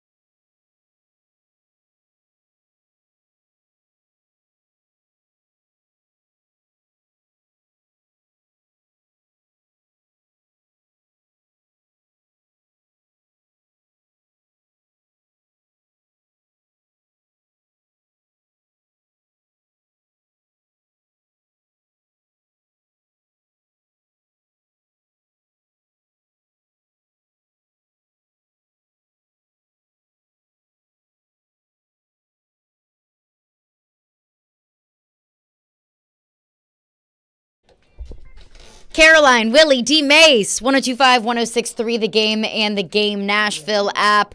We are live from the Hiller Plumbing, Heating, Cooling, and Electrical Game Studios, and we're streaming live on Twitch, Twitter, YouTube, and Facebook Live every single day. Do we have Willy? Don't have Willy quite yet, but Not yet. We do have Mitch Light of The Athletic. Mitch, appreciate you for joining us. We were just discussing college football playoff. My question to you, Michigan 1, Washington 2, Texas 3, Alabama 4, Florida State 5, Georgia 6, Florida State, Georgia looking out on the outside looking in. Did the playoff committee get it right? Very good question. Very, very pertinent question. I'm going to be boring and say that if I were on the committee, if you asked me, I would have had Florida State. But I think Alabama's better. But I'm of the games matter, and I'm also of the we don't know what we think we know. Like, I can sit here and tell you that I think Alabama's better than Florida State. But I was probably on the air with you guys last week and said that Oregon was better than Washington. And Georgia was better than Alabama. We all thought that, or most of us thought that, and we were wrong. So I know these are extenuating circumstances. They're unique. We have not seen this with the quarterback position like it is. I understand there's rational arguments on both sides. Unlike most people, I will agree that there's rational arguments on both sides. So again, I would have had Florida State. Understand what the committee did there, but I think it's very, very difficult to say these are the best teams when you have you can also go by results. But it's not as egregious as maybe them picking Alabama over Texas when Texas won outright. There's certain things that were worse. So that's kind of my long-winded answer to saying I don't really agree with them, but I sort of agree with them. And my issue wasn't Alabama getting in, because Alabama has the best win in the country against Georgia. Alabama absolutely looks like one of the 4 best teams in the country. My problem is the inconsistencies with the college football playoff committee. I agree. And just didn't get as much notice, but, they took liberty over SMU for the New Year's Six. And I was working. I just saw the quotes on social media. I wasn't listening to Boo Corrigan, but basically he said, well, even though Liberty had the 133 strength of schedule, they just kept winning their games. Well, why is that more important for Liberty than Florida State? And SMU played 2 Power 5 teams and lost. I think the week-to-week ones are like more of a TV show, and I get why they come out there. But when you're Boo Corrigan, whoever you are, when you come out and you've got the whole college football world ready to just parse through everything you say and find inconsistencies, you have to be sure all your I's are dotted and your T's are crossed and everything you say makes sense, because you're going to have people like us around the country criticizing you and questioning what you do. Because if you have rational thinking, if you might not agree with everything they say, but if they're rational about it and they can explain what they did, then okay, we get it. It's just like you said, Caroline, the inconsistencies that can be maddening. Now, Mitch, with this Florida State team, obviously we know they were down to their third-string quarterback in the ACC championship game, but that's not the guy who would have actually played come college football playing time. Do you think this was? It seems like Florida State was going to be the oddball left out if indeed once Michigan beat Ohio State, they were just waiting on, hey, listen, the SEC championship game, we got to put Texas in because they beat Alabama if Alabama do win. But it seemed like they were already sort of, putting this thing together to leave out an undefeated team. I'll preface this by saying I am not a conspiracy theorist at all. I don't believe in, the SEC had to make it. I know there's a lot of people that will disagree with that. I don't think this was the case for the committee saying, well, we have to put Alabama in because they won the SEC. I just think they honestly thought that Alabama was better than this Florida State team. But I agree with what you said there. And I'm sure they took this into consideration, and that's why you don't really, when you go on and you're Boo Corrigan, you don't talk about Florida State in the third-string quarterback because that's not who was going to play. Brockland was a true freshman who probably didn't get many snaps during the year at all. And then he's thrust in the position in the past couple of weeks where he's got to learn the offense more. And Tate Rodemaker was going to have 3 weeks to get ready, and he's not a great quarterback, we don't think, but he's been in the system for 3 or 4 years. He knows the offense. Their defense was clearly elite I mean, that Louisville team's pretty good offense. You know, Jeff Brom's one of the best offensive coaches out there, and they just completely shut them down. So, you know, who's to say that this Florida State team is that much better than this Michigan team? I mean, I think Michigan's better, but they both have been playing great defense, and the offense, you know, can be kind of, you know, a little suspect there. So it goes to my original point where I don't know how.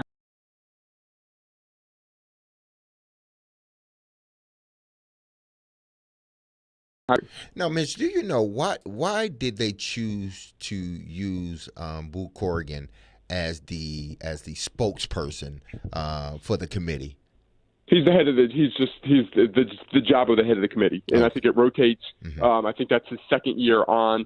It is a thankless job for more reasons than one. Primarily the things I just talked about, but also it's a committee of 13, and he's speaking for the committee. So he's not necessarily agreeing with everything he's saying because he might have been overruled. Like back in my previous life when I was the editor at Athlon Sports, I would go on and do these radio interviews all spring and summer talking about our predictions. And not every prediction we had in the magazine was what I thought exactly because we had like a little committee that voted. So I would go on probably 7 years ago and talk to Willy on the air and be like, oh, yeah, I really love this Texas Tech team so-and-so, and I might not have believed it, you know. So it's kind of a weird situation for him. I'm sure he, for the most part, believes the things he's saying, but it's just, again, a thankless job. Now, should we look at this Florida State and Georgia game and say, you know what, say if Georgia does win, they got it right. Should we look at it from that standpoint? Because I think right now there's nothing Coach Norvell can say to his players that's going to sort of motivate them because their thing is, listen, we did everything that y'all asked us to do, and y'all still left us out the playoffs. And now we get this consolation prize of, oh, you get to play Georgia. Well, I mean, yes, and it's a big bowl, but we deserve to be in the college football playoffs. Yeah, it's and you know, I don't know about their opt-outs. I haven't seen yet. Guys like Jared Verse, are they going to play or not? Kieran Coleman. You know, I'm only half kidding here. My prediction is they either like win by 21 or lose by 21. Like they're the most motivated team or they're the least motivated team. How many? Question for you, Derek. I know it was a different era. Opt-outs weren't a thing. How many bowl games did you play in? Well, the state 4 years we played in 3. What was your? I mean, I'm just curious. Like, how did you approach them? Again, different era, but was it just sort of like a let's go out and have fun, or were you in there like, hey, this is our final game, let's go out and win, set the tone for the next year? Well, my senior year was a little bit different than it was, you know, my freshman year, then my junior year, but didn't go my sophomore year. It was different. The thought process was a little bit different, but I think my senior year, it was, okay, back then, you know, guys had to play in bowl games to sort of up their stock. Yeah. So it was, okay, I need to play in this game, but I don't want to get hurt. So that's the kind of my thought process. I went out there and played, but it's like, man, cross your fingers. I pray I don't get hurt. I think, you know, well as anybody else know, it's different now. These guys are now concentrating, especially the seniors or the juniors that have that plan on, you know, getting into the draft. These guys look at it different. They're like, listen, we're not playing in this last game because in fear of getting hurt. They don't need to stack, you know, any more stats. They're worried about they're worried about getting hurt rather than putting up more stats. Yeah, it's interesting in just talking how I think all of our attitudes have changed about this. Like, I don't know when this started as a trend, guys. It was like 3, 4, 5, 6 years ago. At first, I think we're all like, you're not playing a bowl game? That's ridiculous. And now, like, I forgot who it was. I know Bo Nix is, but I saw recently a big name player announce they weren't playing a bowl game. Yeah, I was like, Caleb well, Williams is not playing.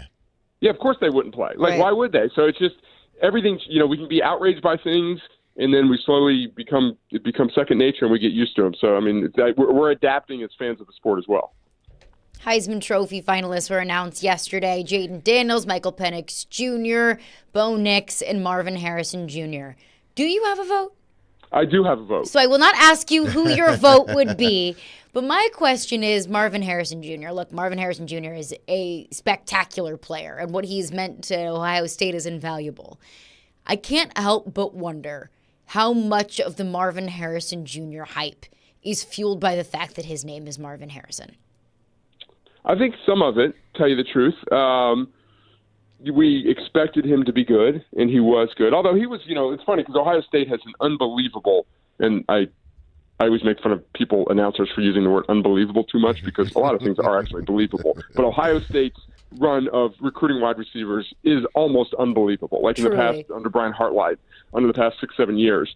And the 5-stars. Now, he's a top 100 player, definitely a highly recruited guy, but he's like in the 80s or 90s. So he's not one of the top wide receivers they've even recruited. But it was clear when he set foot on campus, his maturity and just everything about him. But Carolina, I think there's something to that. And, you watch him, and he is really, really good. And that's why, I think we all kind of sometimes give Ohio State more of the benefit of the doubt than they deserve. It's like, they'll just get him the ball in the clutch situation. But we saw that offense. His numbers aren't – I'm sure you'll point one out, Carlin. There's receivers with better numbers this year than Marvin Harrison Jr. Now, Mitch, with that being said, and I know I'm not going to ask you who you're going to vote for or whatnot, is there maybe one or two guys that you thought was deserving to be, amongst the guys that are going to be in New York? It's interesting this year. I did not last year. We do the straw poll every week, and I remember changing my vote a lot as the season progressed. I did a little bit this year. We did the straw poll, and I can say I had Luther Burden in my top 3 for a while, then dropped him out. It's funny, that offense kind of was Burden stats were so good at the beginning, and then it became more like Cody Schrader, the running back there. But I thought this year it was pretty, for me, cut and dry, like the 3 finalists, and then Marvin Harrison, I did not vote for Marvin Harrison, I'll put that. So, the other 3 finalists were in my top 3. And I thought it was pretty cut and dry there. So, I don't think this year was as wide open, and there's outrage that player X wasn't invited and all that. Again, I think Luther Burden was a really good player, but I think the people that deserve to be there are there. Those are the best players, especially at at the marquee positions. I'm sure there are, defensive linemen or an offensive tackle here and there that, you could say is one of the better players in the sport, but we all know those guys aren't going to very rarely go to New York. So I think the voters, for the most part, got it right since those 4 finalists are headed to New York. Hey, guys. Greetings from Chicago. Willy. Willy! Yes. We are chatting with Mitch Up until a minute ago, I was the best two-sport athlete from Vanderbilt on the played intramural softball and basketball. But now I've been trumped by Willy Donick. What was the height of the intramural basketball career at Vanderbilt, Mitch? It wasn't great. We had a team once. Was there a championship in there? One of the guys on our team played high school basketball in Kentucky. As you know, it's just the typical small town guy. He averaged about 30 points a game, and the rest of us averaged about 2. He got hurt, broke his wrist.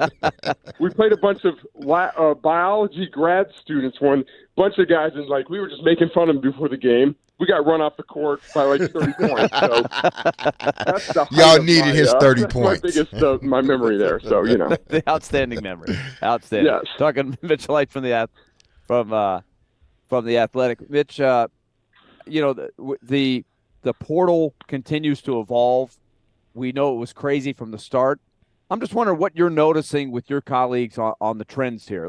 Every day we're seeing, it seems like a dozen quarterbacks that are out there going in. It's like it's even gone to a next level. What are you noticing?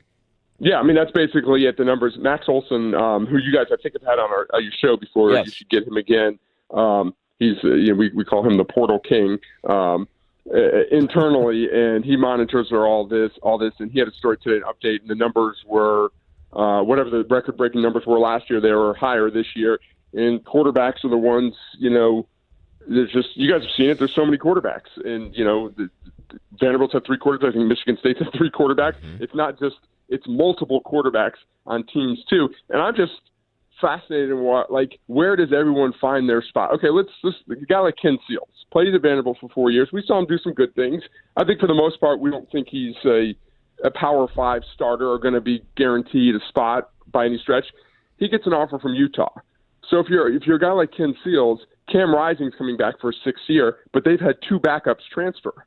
So do you go there, maybe chance to play on a really good team that might compete for the Big 12 title, playing behind a quarterback who's been hurt a lot in his career, or I think he's going to visit Ohio University. Or do you go to a place like that where you got a much better chance to start? So I'm just interested to see where the chips fall, because there's so many guys of different caliber, experience. We all know the Cam Ward, the guy from Washington State who might end up at Ohio State. Those are the headliners. But I think when you dig a little deeper, I think it's just fascinating to see where all these guys are going to fall. because you can't. One thing too is the NCAA really enforcing the 2-time transfer thing is you can't transfer again unless you graduate early, then you can move on. So a lot of these decisions are made by young quarterbacks that still have 2-3 years of eligibility. They're kind of stuck at their new places. Mitch, I'm curious too, behind the scenes. You guys, along with a lot of other sites, were announcing that a person was going to go into the portal and going to go to a certain school before the portal really even opened up. And so I short of a full investigative thing, it just leads you to believe, people are tampering and no, people aren't blindly going into the portal. It doesn't make any sense that you should. I mean, why would you just dive into the ocean without any navigation? So you could argue that the rules should be different, but it does seem like it's kind of out of control. Yeah, well, a lot of it's agents. Like if you'll see, and I'm not going to sit here and say the Athletic, we're high and mighty, but we've got certain standards. Like you'll see a couple sites tweet over the weekend, this player is expected to go into the portal. Well, what happens is an agent sends a bunch of people notes, and they put them in. And like we would not publish that until the kid's actually in the portal, or one of our writers has confirmed with the kid or someone who knows. So that's part of it. That's part of the equation. The agent's getting involved in putting it out there early. Then obviously, yes, there's tampering going on. There's no way there's not. As you said, a kid who can't officially enter the portal on Monday is being reported on Saturday or Friday or Saturday, and his expected destination is already known. So clearly there's tampering going on there. But one thing too, Willie, you can put your name in the portal and not in return to your school, but your school also, I think once you're in the portal, does not have to continue your financial aid, your scholarship. So it's a risk there. So you could put your name in the portal, see what's out there legally, going to visits, and also come back if your school's willing to have you back. This was something I just saw randomly on Twitter. I didn't even recognize the person that put it out there. I think he was a lawyer of some sort, though. And he said, a little word to the wise, if you're going to play this game as an athlete, if you went to a school and you got some NIL money and you got an agreement, and then you go into the portal, don't expect to get anything more, and don't be surprised when somebody asks you for some of the money back. I wonder what's going on with that. Yeah, I think I saw that too, and I can't speak to you specifically other than I saw it, but that makes sense. And I don't know what the legality. I mean, these kids do sign. Most places, I think you do sign an NIL contract, and I'm sure there's language in it that say if you don't fulfill X amount of time at the school, you have to give some of the money back, or. So I don't really know the specifics of how it works, but there's a ton that goes on behind the scenes of the NIL that we don't know. Like I don't know if you guys saw some Texas A&M, some high-profile Texas A&M guys in recent days tweeting like, "We never got anything," and they weren't criticizing the school; they were criticizing all the people that said that Texas A&M was paying these kids millions. So they said, we never got anything that year. So again, because they told us they were making millions. Yeah, there's just so much that we don't know. And again, it's like with the portal, like you have these kids leaving schools, and they can say to their current coach, "Hey, coach, school X is offering me this, and school Y is offering me this." Well, the coaches can't confirm it. Like there's nothing in writing there, so it's just I'm not going to feel sorry for these coaching staffs. They're all very well paid. It's a difficult job. We know that, but they're also left in a bind. Like we don't really know who we're, bargaining against because we don't know who to believe if these numbers are actually real.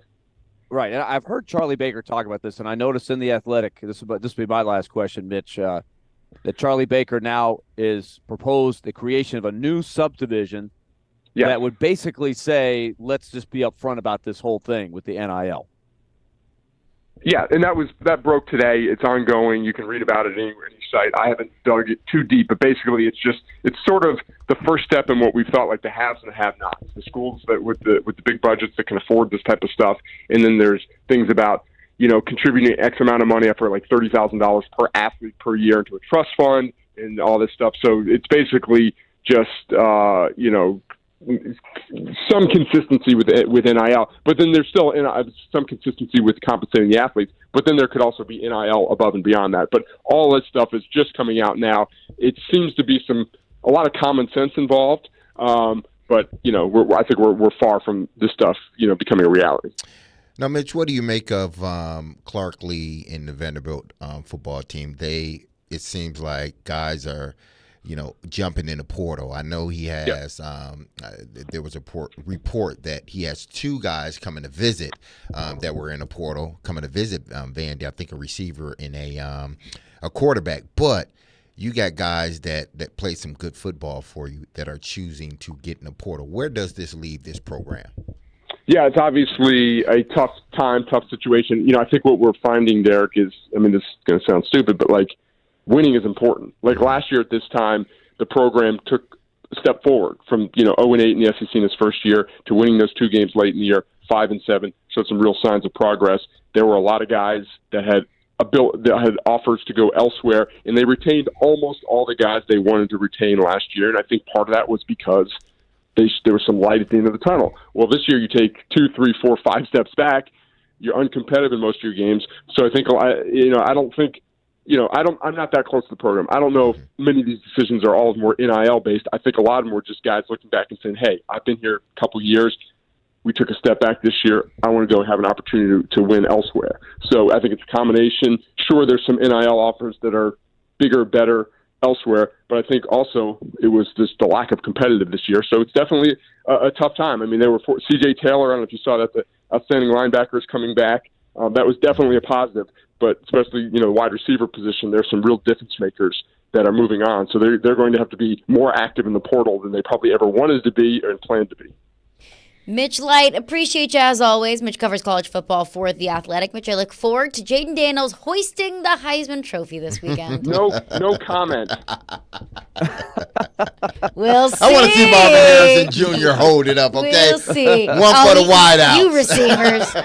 You get out of here. Mitch, appreciate take you. care, guys. We'll chat next week. All right, Willy Donick has joined the program. So I want to get Willy's thoughts on the college football playoff. Does he think the CFP committee got it right? And of course, we'll get right back into your phone call. 615-737-1025 is the phone number. Caroline, Willy, D-Mase, we're brought to you by Zen Sports. Start earning cash rewards on your bets today. Gambling problem? Call 1-800-889-9789. Terms and conditions apply. Must be 21 or older and in Tennessee to bet.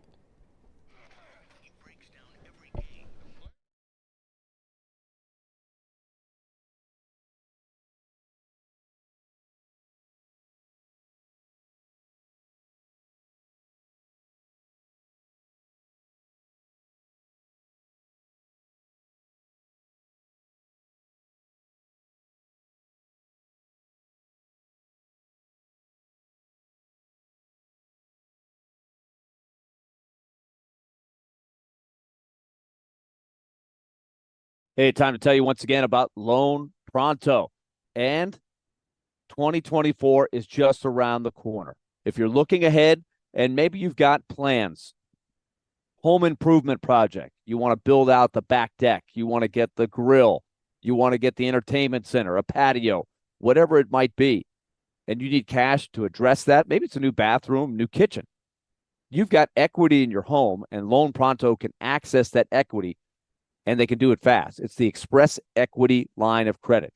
They can get you that thousands of dollars that you need in as little as 5 days, and you don't have to mess with your primary mortgage. That is an important piece to this. So the 3% rate or whatever you've got is protected. So with Loan Pronto's Express Equity line program, 90% of the time there's no need for an appraisal, so you can get that money fast to address your needs for 2024. Just call Loan Pronto right now at 615-499-5780. That's 615-499-5780, or go to loanpronto.com. Equal housing lender, NMLS 1661781, subject to lender approval.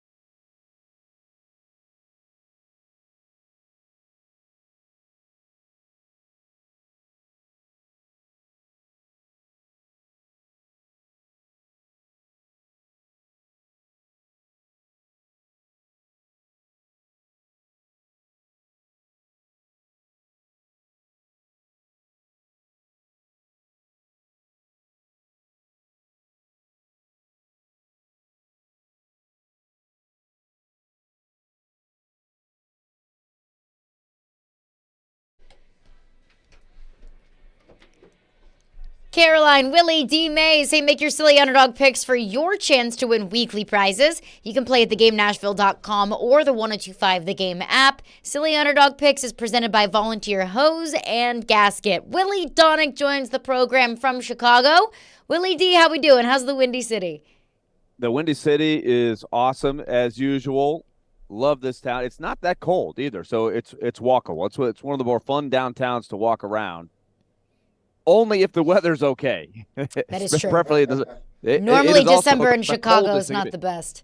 Oh, man, I'll tell you what. If you get the cold day here, you last about 3 blocks, and then you do a U-turn and come right back to your hotel room because it is rough.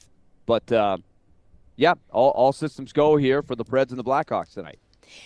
Willy, D-Mase and I were throwing this around, and I wanted to get your thoughts on it, what we just touched on with Mitch Light of The Athletic in this last segment.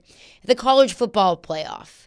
Michigan 1, Washington 2, Texas 3, Alabama 4, and Florida State and Georgia on the outside looking in at 5 and 6. Willy, do you think the committee got it right? I've gone back and forth on this through the years, and there are some years where I feel really strongly that they get one wrong, and it's usually the 4th team. Or back when they had 2 teams, it was who should be number 2. But in this case, I think it was really hard to say that you could get it right or get it wrong. Somebody's going to get absolutely screwed. You knew there were 5 teams that all had very good cases. I think it was 5, right? I don't think really Georgia or Ohio State had a real argument, in my opinion. You could conjure one up if you were really lobbying for them, but really it was 5 teams for 4 slots. And I think it was easy for the committee to say Florida State doesn't have the quarterback. That's how we're going to leave them out. And that stinks for Florida State. And I go back through this year after year with the NCAA basketball committee when they bring up the injury factor. And they single out one team and one player and say, well, we got to seed them lower because their best player is out. Well, what about all the other teams that have 3 or 4 injured players that have varying degrees of injuries? Right. How do you do that? There's no set policy. So Florida State deserved to be in the Final Four, and they get screwed because it was just simply, well, we don't think you're good enough because your quarterback's hurt. Which I don't think is fair when you're putting your own opinion into a decision that should be based on facts. The reason why we play the games. Because I made this example earlier, Willy. I didn't think Washington was going to beat Oregon, but they did. I didn't think Alabama was going to beat Georgia, but they did. I didn't think Florida State would beat Louisville, but they did. So how in the world can I make such a massive decision like that? The difference between an opportunity at a championship and not an opportunity to win a championship, just based off of what I think. That's why we play the games. What about this? Let's flip it. Let's say that the Florida State quarterback misses the first 2 games, and they lose the first 2. And then he comes back, and they dominate and go all the way. But they've got 2 losses, and they look like clearly the most dominant team in football. You could say, well, they lost 2 games because their quarterback was hurt. So does that make them one of the best 4 teams? You can really get into some tough stuff there. Well, that was kind of the scenario that Alabama was in last year, that Alabama lost to 2 top 25 teams by 1 point, a walk-off field goal against Tennessee and an overtime 2-point conversion against LSU. You could make the argument that those were such narrow losses that Alabama could still be considered one of the best teams in the country. But sorry, you lost those games. You got to win your games. That's the most important thing. And Nick Saban's argument, his campaigning for Alabama to get into the college football playoff is, well, we would be favored against 3 out of the 4 teams in the college football playoff. Well, dude, you were favored against the 2 teams you lost against. So I don't care what Vegas thinks. I don't care what the odds are. This is, again, the philosophical argument of, are you taking the 4 best or the 4 most deserving? I tend to side with the most deserving, and I'll use this as an example. D-Mase will remember this game well. When Villanova beat Georgetown in the 85 NCAA championship game, it was one of the greatest games in college basketball history. It was a great upset. Villanova was almost perfect. Villanova wasn't better than Georgetown, but they beat them that night. and so they were more deserving. Like it's not like Villanova was left out of the field because, we just don't think they're that good. They couldn't beat Georgetown. You know what I mean? Like you play it on the field. So I am more who has earned and is more deserving, and not who do we think is powerful, who we think is the best. Well, I think, and I said this earlier, Willie, you're asking us as universities, as athletic programs, these are the parameters and the criteria that we have to fit in order to, be in a position to play in a college football playoffs. We do all of those, but then, 13 people, get in the room and say, you know what? Yeah, y'all did everything. Yeah, y'all down to your third quarterback. I know your second string quarterback is going to be back, and your defense is playing hella right now. I know all of that, but you know what? I'm gonna leave you out. Mm-hmm. That to me, it's not like you said. Who's the most deserving, as opposed to something else. Florida State was the most deserving team because they did everything that they proved it on the football field where it should be proven, not in somebody's, conference room, especially when you're 12-0, 13-0. You wasn't 13-1. You didn't lose your ACC championship game. You didn't lose a game during the season, whether it be a close game or a blowout. You did everything exactly the way you were supposed to do it, but they still left you out. Let's get into some of your thoughts on this. Phone lines driven by WilsonCountyHyundai.com. Chuck texts in, says, so you'd leave out both Georgia and Bama in favor of Florida State? Yeah. Yeah.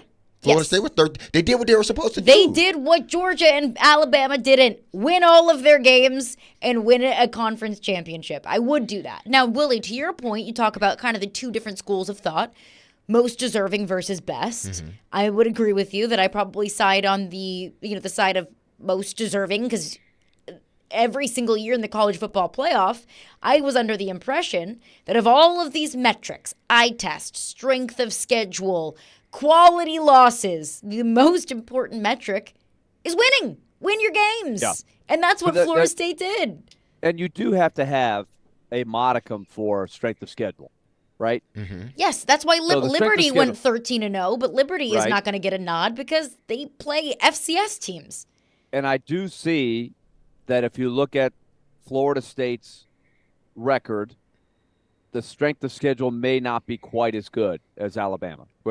Are we in agreement there? The ACC not quite as deep. Yeah, it's not quite as deep as the SEC. I can agree with you with that. But Willie, so that's where it gets tough. This is tough. I go back and forth. I still think it's always safest to take a team that's undefeated, but I do think you have to reward teams who have the guts to play a Texas. Like Alabama and Texas, they played each other. You got to give them a little credit there. Yeah, I mean, have to give Florida State credit for scheduling LSU. They scheduled. They beat the two SEC teams that they had to play out of conference. I just look at this team, Florida State, because if you're saying Florida State and Alabama is going to play, from what I've seen of Alabama this whole season, there's nothing telling me that they're better than Florida State. There's nothing telling me, if Alabama and Florida State play, Alabama's going to boat race them. Alabama's going to beat them. I don't know that. Look at Alabama's offense. Their offense is not the offense that they used to have. Their defense is what carries them. Same as Florida State. Mm-hmm. Their defense without their starting quarterback has carried them. They were going to have their backup quarterback. So if you're asking me, and y'all know I am a Nick Saban guy, I think Florida State beats Alabama if they had to play in the college football playoffs. Because to me, Alabama's offense isn't that. They have not been explosive this whole season. Mm-hmm. They just haven't. Even against lackluster teams, they haven't been explosive. And when we talk about your quarterback being hurt, whatever. Mm-hmm. In the NFL, you go 13-4. Your quarterback gets hurt in the last game of the season. Probably still in the playoffs. Oh yeah, you're still in the playoffs. Still number one seed. You're probably still the number one seed. Yeah, exactly. Because that's how playoffs work. Mm-hmm. Danny Cannell said this. And look, Danny Cannell is a Florida State guy, an anti-SEC guy. So, of course, take it with a grain of salt. But I agreed with him on this. He said the college football playoff, it's not a playoff. It's an invitational. Mm-hmm. And I think that this most recent college football playoff top 4 final ranking shows that, honestly, yeah, it is an invitational. Because in any other sport, in any other playoff, an undefeated team gets into said playoff. Drew Texan says, no one cares what Willy and Caroline thinks. Willy doesn't get an opinion as a Vandy grad. Wow. Oh, and wow. Caroline is always going to be butthurt because of the LSU Saban thing. Look, it's been about 15 years since Saban left LSU. Then you still hurt because of that? I'm over it. Weren't you in grade school? Weren't we in grade school when that happened? I think so. Yeah. I would have been, 10 years old when that happened? Come on. Yeah, I'm over it. You didn't even know you were going at LSU. I'm used to getting beat by Nick Saban by now. I'm used to it. And it's not an anti-Alabama thing. Alabama's a very good team. Mm-hmm. It's less of an Alabama. It could have been Michigan State. Mm-hmm. I probably would be saying the exact same thing. It's more of an issue with the CFP than it is with Alabama and Saban getting into the college football playoff. Again, I'm used to that by now. It's happened a few times. Mm-hmm. There's no way you could possibly do this without somebody was going to get screwed, right? So Alabama kind of felt like they got the raw end last year, right? Nick Saban was running around telling everybody, well, we're supposed to be favored by 8 or 10 points, people tell me, about all these other teams, so why aren't we in? Because he made the argument that they were one of the best 4. And so there is an argument there. Win your games. But true. But I'm just pointing out that no matter how you do it, you're gonna get hammered by the one team that doesn't get in. And so now we're moving forward to a 12-team playoff, which will improve things, but I still think you're going to get a new set of problems and controversies with that.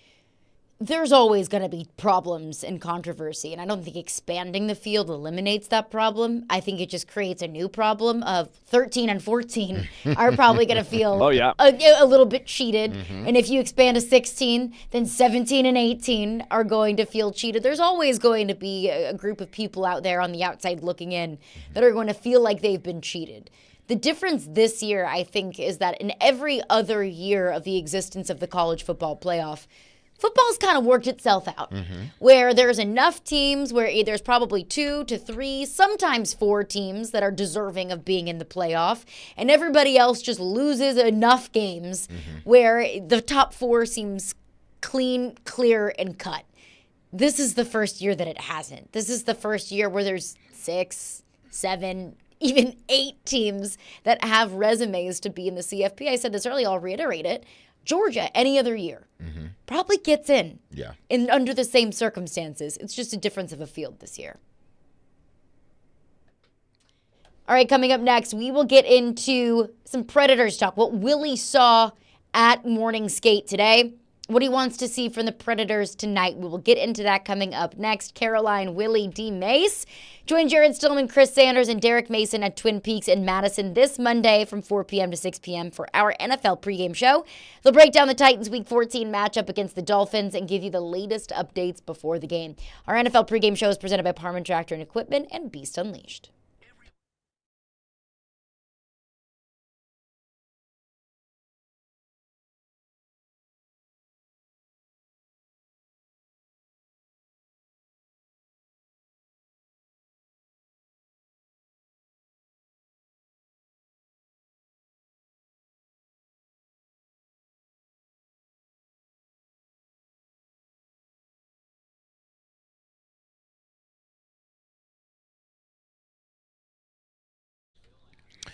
Men, listen up. I need to tell you about Cool Springs MD. Over the years, more men have started to seek help for hormone deficiencies and imbalances. And Dr. Jeffrey Lodge and his wife Daphne, along with that wonderful and experienced staff, give men the treatment required to improve their quality of life. Cool Springs MD services have already helped many men of Brentwood, Nashville, and the surrounding areas in Tennessee with improving their immune systems, energy levels, cognitive functions, and more. They're there to connect you with the medical care you require to have a healthy and enriched life. So men, there's no better time now to achieve a healthy lifestyle. What are you waiting for? Give Dr. Jeffrey Lodge in Cool Springs, MD, a call today for an appointment. Here's the number, 615-486-3458. That's 615-486-3458. Or visit our website at coolspringsmd.com.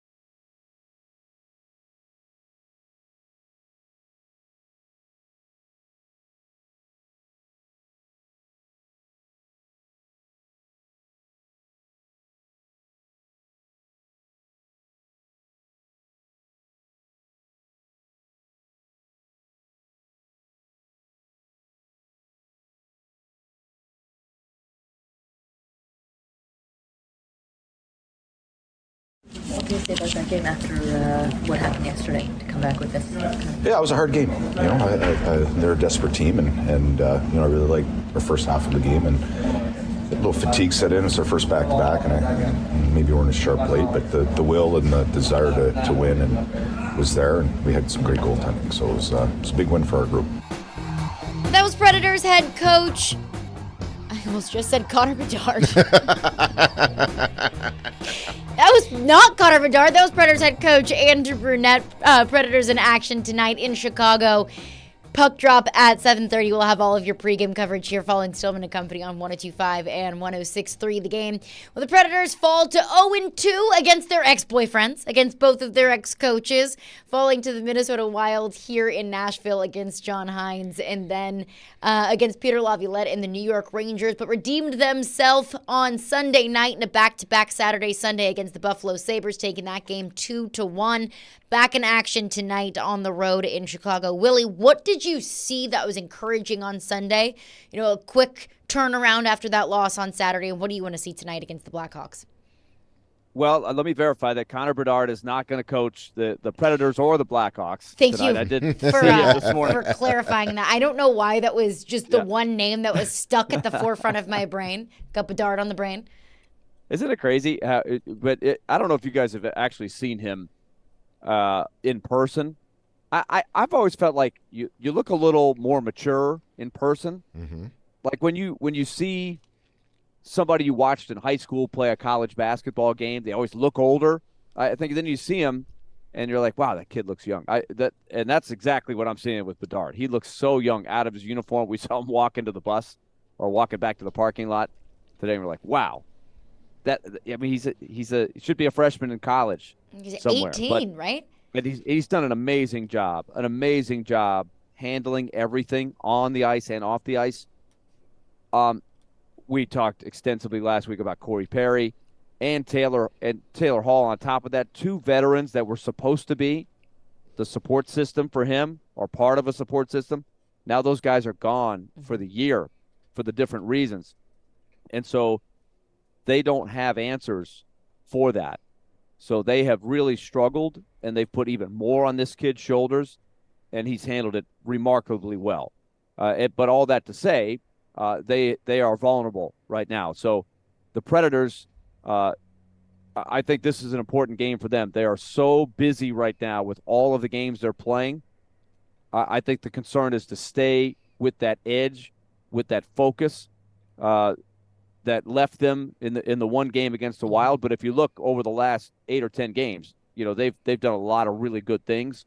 So I think that will be the focus tonight: is match the intensity, do what you have to do, because Chicago is going to be a team that is desperate, that's urgent, that is back at home, and they're trying to find some success. They've not played well here recently. Willie, do you think this I'm gonna call it a rivalry, but it really didn't start until, it really got amped up when they went on the Stanley Cup run. But do you think this game has still that luster that it once had, or do you think things have changed? It's interesting that you say that, D-Mase, because they've always been in the same division. Mm-hmm. Nashville has played Chicago more than any other team in their history. And I would say that before the Patrick Kane, Jonathan Toews era started, which would be the, 2007, 2008 range, there wasn't a whole lot of rivalry. Once Nashville finally got good after the expansion years, they were dominating the Blackhawks. And then here comes this wave, this dynasty that they had, and it really got spicy. That's where the rivalry took flight. Mm-hmm. 2010 playoffs, 2015 playoffs, both years where they met in the first round, and Nashville had chances to win both of those series. It was tight. They lost them both in 6 games, but they had misfortune. They had the almost, and I think every Blackhawks fan would tell you that, they were holding their breath a little bit, even though, they felt like they had a great team. And both years, the Blackhawks went on and won the whole thing, the Stanley Cup. And then 2017, of course, was the revenge for the Predators. Since then, the Blackhawks have really sunk. They haven't really done anything of relevance since 2017. And if you look at where they are right now, they got Connor Bedard for tanking last year, but they've got very little else. And so it's going to be a long ride. As great as Bedard is, no one guy can carry a team. You've got to have some supporting cast. And so I don't know how long it's going to take until they have a good team or not. There was an article written about a year ago basically saying I'd rather be the Blackhawks than the Predators because we're going to get the high picks and we're going to get better faster. Well, that's going to be tested, I think, over the next few years with how both of these teams are building back. So it's still a rivalry, but the next big chapter is yet to come. That's going to do it for us tonight. Today, Preds in action tonight at 7:30 in Chicago. Stillman and Company's up next. Be love and loving your people. Peace.